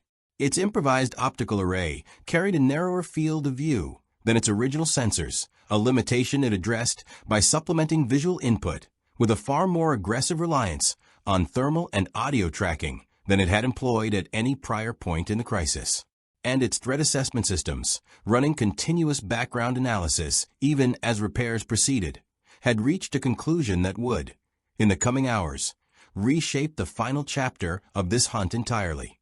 Continued operation against organized, coordinated opposition of the kind demonstrated on Christophsis carried a probability of total mission failure that now exceeded acceptable parameters for the first time since its arrival. It did not abandon its objective. Abandonment was not a concept. Its programming contained a pathway toward. But it recalculated its approach with the same cold flexibility it had shown adapting to vibroswords and blaster rifles in its first hours in the galaxy, shifting from open confrontation with concentrated Jedi forces toward something considerably harder for the Republic task force to anticipate. Isolated, opportunistic strikes against single unguarded targets, minimizing exposure to the kind of coordinated firepower that had nearly ended it in the crystalline corridor. The shift proved, in the days that followed, devastatingly effective by exactly the metric the machine's programming valued above all others. It found its first post-Christophsis target not through pursuit, but through patience, a young Padawan named Tolibri, barely 13 years old, dispatched alone to a supply outpost on Christophsis's outer planes to retrieve medical supplies for the war-strained field hospital her master oversaw. She never saw it coming. There was no engagement to report, no witness to relay a warning, only a supply outpost found silent and empty hours later, and a master who would spend the remainder of the war unable to fully forgive herself for having sent a child alone on an errand that had, until 8 days ago, never carried any conceivable danger. Master Luminara Unduli delivered the report to the reconvened task force with a controlled grief that had become, by this point in the crisis, a familiar and exhausting rhythm among the Jedi gathered on Christophsis. It's changed tactics, she said, setting the outpost's final security log, cut off mid-transmission, offering no useful data beyond confirming the time of the attack, onto the briefing table. It's not engaging our formations anymore. It's picking us off one at a time, wherever we're vulnerable, and vanishing before we can respond. Master Yaddle, who had remained with the task force since her arrival on Waska, absorbed the report with grim recognition. Wounded it is and knows it. A predator injured does not stop hunting. It hunts smarter, and it hunts where the prey is weakest. She looked to the assembled generals, Kenobi, Skywalker, Ashka, Unduli, and Windu, still favoring the ribs the gorge collapse had cracked weeks earlier, but present nonetheless, unwilling to direct this crisis from Coruscant, while others bore its cost in the field. This is no longer a war we can win through overwhelming force alone. It has adapted beyond what any single confrontation, however well coordinated, can resolve. We must adapt in turn, not merely to fight it when it comes, but to remove the conditions that let it hunt unseen. The solution the task force ultimately devised drew directly from a single most valuable piece of intelligence the crisis had yet produced: Resabel's cave conversation, and the machine's own unguarded admission of its optical vulnerability and its narrowed sensory range following the Christophsis engagement. If it now relied more heavily on thermal and audio tracking than visual confirmation, then the Jedi's own force sensitivity, the very quality that made them targets, could, Yaddle theorized, be turned into something closer to camouflage, if properly disciplined. A being can be sensed by the Force, she explained to the assembled generals, but a being can also, with sufficient discipline, quiet that sensing, not hide entirely, for even the deepest meditation leaves some trace to a machine desperate enough to search for it, but blur it, make it uncertain. A predator relying on a degraded sensory picture, forced to choose between an ambiguous signal and a clear one, will choose the clear one, every time, if we give it the choice.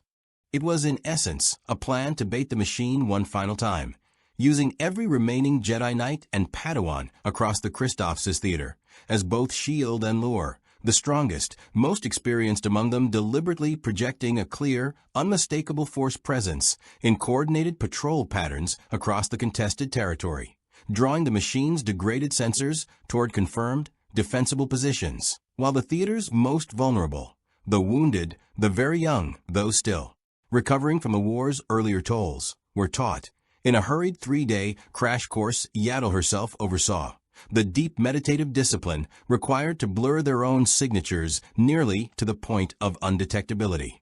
Tolibri's death had bought in the cruelest possible currency, The data required to save the next child the machine might otherwise have found defenseless. It was not a trade any Jedi in that briefing room found the ability to feel good about. But it was, Master Windu acknowledged grimly as the final operational plan came together, the only currency this war had left to spend. The Terminator, unaware that its own admission to a Jedi Knight in a Wasca cave had been transformed into the architecture of its own undoing, continued its opportunistic hunt across Christophsis's outer territories with the same tireless patience that had carried it through 8 days and 8 engagements, narrowing its target list one confirmed signature at a time, its tactical models refining with each success, entirely confident, insofar as a machine incapable of confidence could be, said to hold any position at all, that it was winning a war of attrition against an enemy too fractured, too grief-stricken, and too outmatched to mount a coordinated response before its mission reached completion. It had not yet learned, and would not learn until the moment forced it upon its degraded sensors, precisely how wrong that calculation had become. The trap, when it finally closed, did not resemble the coordinated firepower of Christophsis or the desperate improvisation of Wasca's hollow sanctuary. It resembled, instead, a held breath, a discipline of stillness that ran counter to nearly every instinct 3 years of war had trained into the Jedi now spread across Christophsis's outer planes, each of them holding a force signature deliberately, painstakingly muted, waiting for a predator running on damaged sensors to make the single mistake its programming could not help but make. Master Yaddle had structured the final gambit around a single settlement, a modest Republic Way station on the plane's eastern edge, its garrison quietly reinforced over the preceding 2 days with Jedi Knights disciplined in the meditative blur she had taught, its perimeter seeded with concealed AT emplacements and a detachment of clone sharpshooters equipped with modified ion rifles calibrated specifically against the machine's alloy composition. To any sensor sweep, thermal or force-based, the way station would register as precisely what the Terminator's degraded systems had learned, across 8 engagements, to identify as easy prey a handful of faint, uncertain signatures, poorly defended, isolated from the concentrated Jedi formations it had learned to avoid. It was, in every particular, a lie constructed with exquisite care to be believed by exactly one audience. The Terminator arrived at the way station's outer perimeter on the 11th night since its crash on Wasca, its damaged optical array supplementing thermal readings that painted the settlement precisely as intended. Minimal resistance, ambiguous force signatures, a target profile consistent with the pattern of successful strikes it had executed since Christophsis. Its tactical calculus, running on data deliberately engineered to deceive it, registered no elevated risk. It advanced. Kenobi felt across the perimeter marker before any sensor confirmed it. A discipline of awareness Yaddle had drilled into every Jedi holding position that night, trained to sense the specific, telltale absence the machine's presence created even through the meditative blur muting their own signatures. He gave no verbal signal. None was needed. Across the way station's carefully staged defenses, dozens of Jedi and clone troopers alike shifted from stillness to readiness in the same silent instant, a coordination built not on command, but on shared purpose refined across 11 brutal days. The Terminator reached the way station's central courtyard, and the illusion shattered around it in the space of a single heartbeat. Concealed AT emplacements opened fire from 3 angles simultaneously, mass driver rounds converging on a target that had, for the first time in this entire crisis, walked directly into a kill zone with no viable line of retreat already mapped and prepared. Ion rifle fire from the clone sharpshooters' positions swept its damaged chassis in coordinated volleys, targeting specifically the exposed, unrepaired sections its own damage control systems had never fully restored since Christophsis. The compromised shoulder joint window had first opened weeks earlier, now torn wide by concentrated fire. The cratered chassis plating that had never regained its original structural integrity. And from the shadows surrounding the courtyard, 7 Jedi emerged from their meditative blur in perfect unison. Kenobi, Skywalker, Windu, Yaddle, Ashka, Unduli, and Resabel, who had insisted, against every argument raised in the planning sessions, on standing in the final engagement against the being that had taken 2 children from her care and offered her, In exchange, the only true understanding anyone in the galaxy had gained of what it actually was. The Terminator's threat assessment systems, overwhelmed by simultaneous input from 7-4 signatures, sustained heavy ordnance, and ion disruption fire all converging within the same 3 seconds, registered something its programming had never before been forced to fully process. A tactical situation with no viable calculation leading toward mission continuity. Every avenue its damage control subroutines proposed. Retreat, counterattack, the desperate structural sabotage that had bought its escape at Christophsis, returned the same grim probability assessment. There was no path through this that preserved its core processing unit intact. It fought anyway, not from anything resembling desperation or fear, emotions its design had never possessed, but because its programming contained no instructions set for surrender, only for the relentless, unbroken pursuit of an objective until the moment external force rendered pursuit physically impossible. It tore free the wrecked remains of a fallen AT strut and drove toward Kenobi with the same brute, calculated violence that had crushed a spider walker's legs on Christophsis, and was met this time not by a single Jedi absorbing the charge alone, but by 7 blades moving in a coordination Yaddle's 11 days of preparation had finally fully achieved. Skywalker found the opening first, exactly as he had on Christophsis, but this time, with the machine's optical array already compromised and its structural integrity failing under sustained ion fire. His strike did not merely damage the sensor cluster. It drove clean through the housing entirely, and Windu, moving in the same instant with a Vopat strike aimed not at armor, but at the precise coordinates Recibel's intelligence had identified as the location of the machine's core processing unit, completed what 11 days of grief, coordination, and hard-won understanding had built toward. The Terminator systems did not shut down gracefully. There was no final words, no acknowledgement of defeat, no flicker of anything resembling awareness that its mission had ended in failure.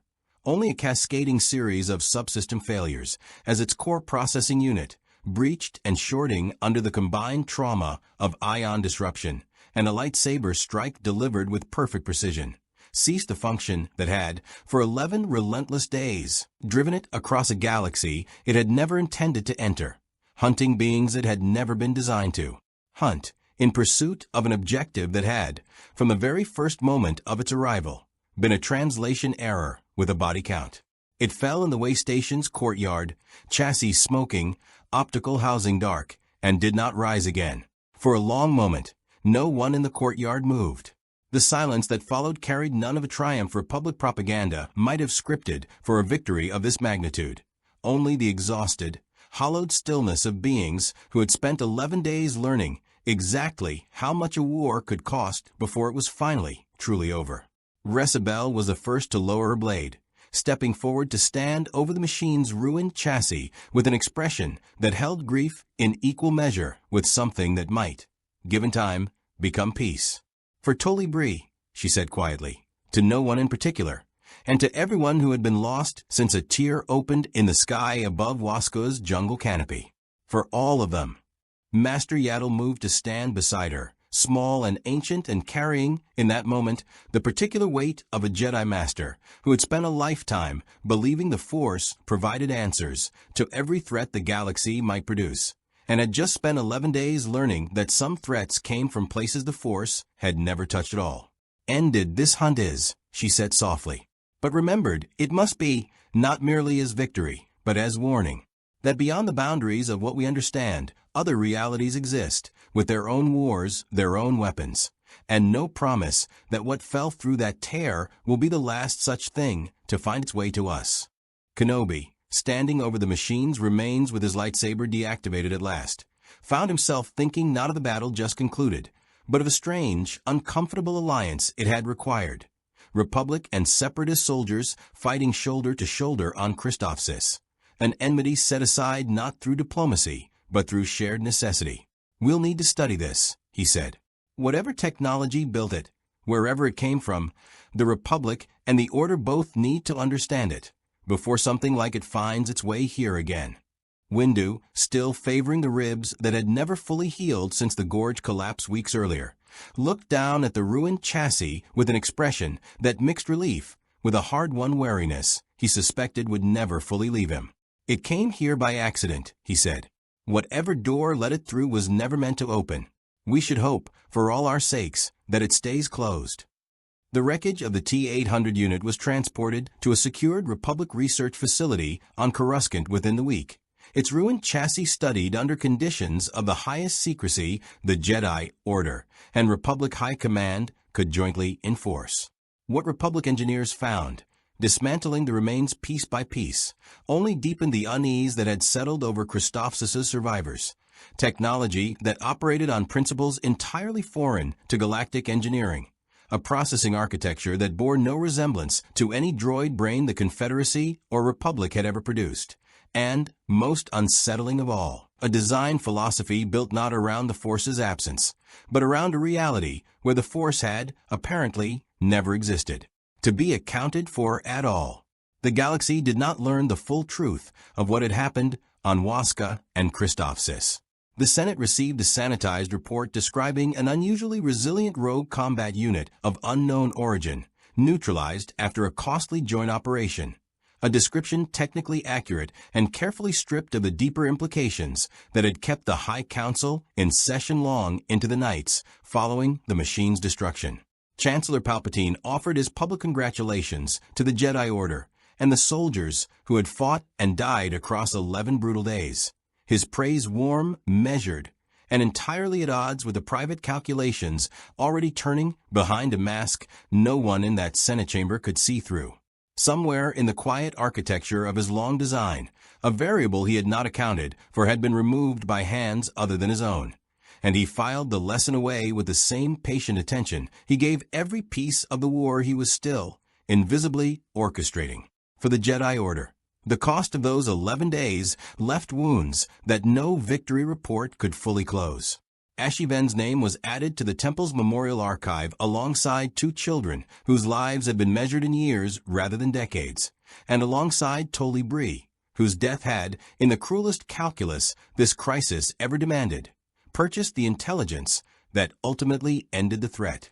Master Tessek Van's sacrifice at the Hollow Sanctuary's outer corridor was honored in a ceremony attended by every surviving member of the task force, a recognition that the Order's oldest traditions, protecting the vulnerable, holding the line so others might escape, had mattered as much in this strange, unprecedented crisis as they had in any battle against Sith or Separatist. Resabel did not return to conventional field duty in the months that followed. She requested, and was granted, a posting devoted to a discipline the Order had never before needed. Contingency doctrine, built from Master Yaddle's meditative blur techniques, and the hard lessons of 11 days spent learning to fight an enemy immune to everything the Jedi had traditionally relied upon. It was quiet work, unglamorous work, and she pursued it with the particular dedication of someone determined that if another tier ever opened above a peaceful world, the Order would not spend its first days relearning lessons already paid for in blood. Count Dooku reported the crisis's resolution to his master with the careful, measured language of a man reporting a variable successfully removed rather than a victory achieved by an enemy he had, for a brief window, considered courting as an ally. Darth Sidious received the report with outward equanimity and private unease. The machine's destruction closed one uncertainty even as it opened another, an unanswered question about the nature of the tear that had brought it, and whether the door it had used remained as firmly closed as Master Windu hoped.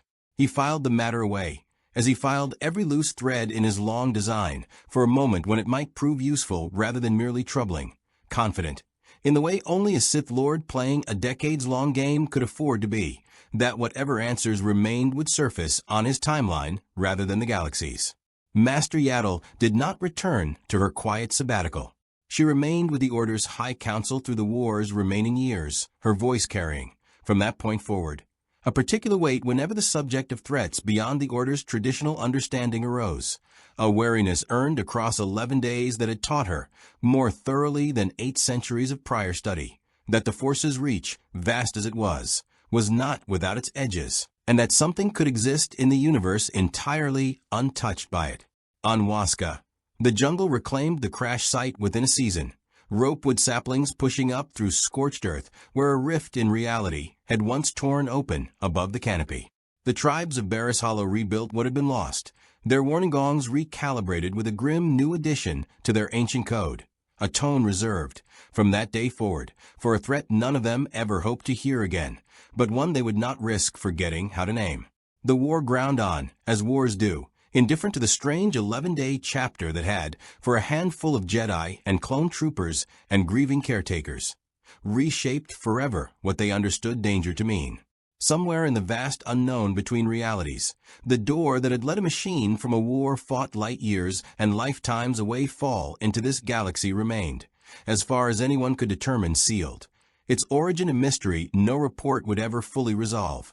Its lesson carried forward by everyone who had survived to learn it, that the galaxy, for all its force-bound wonder, was not the whole of what existed, and that somewhere beyond the boundaries of what any Jedi could sense, other wars raged on, indifferent to the light and dark that had always defined this one.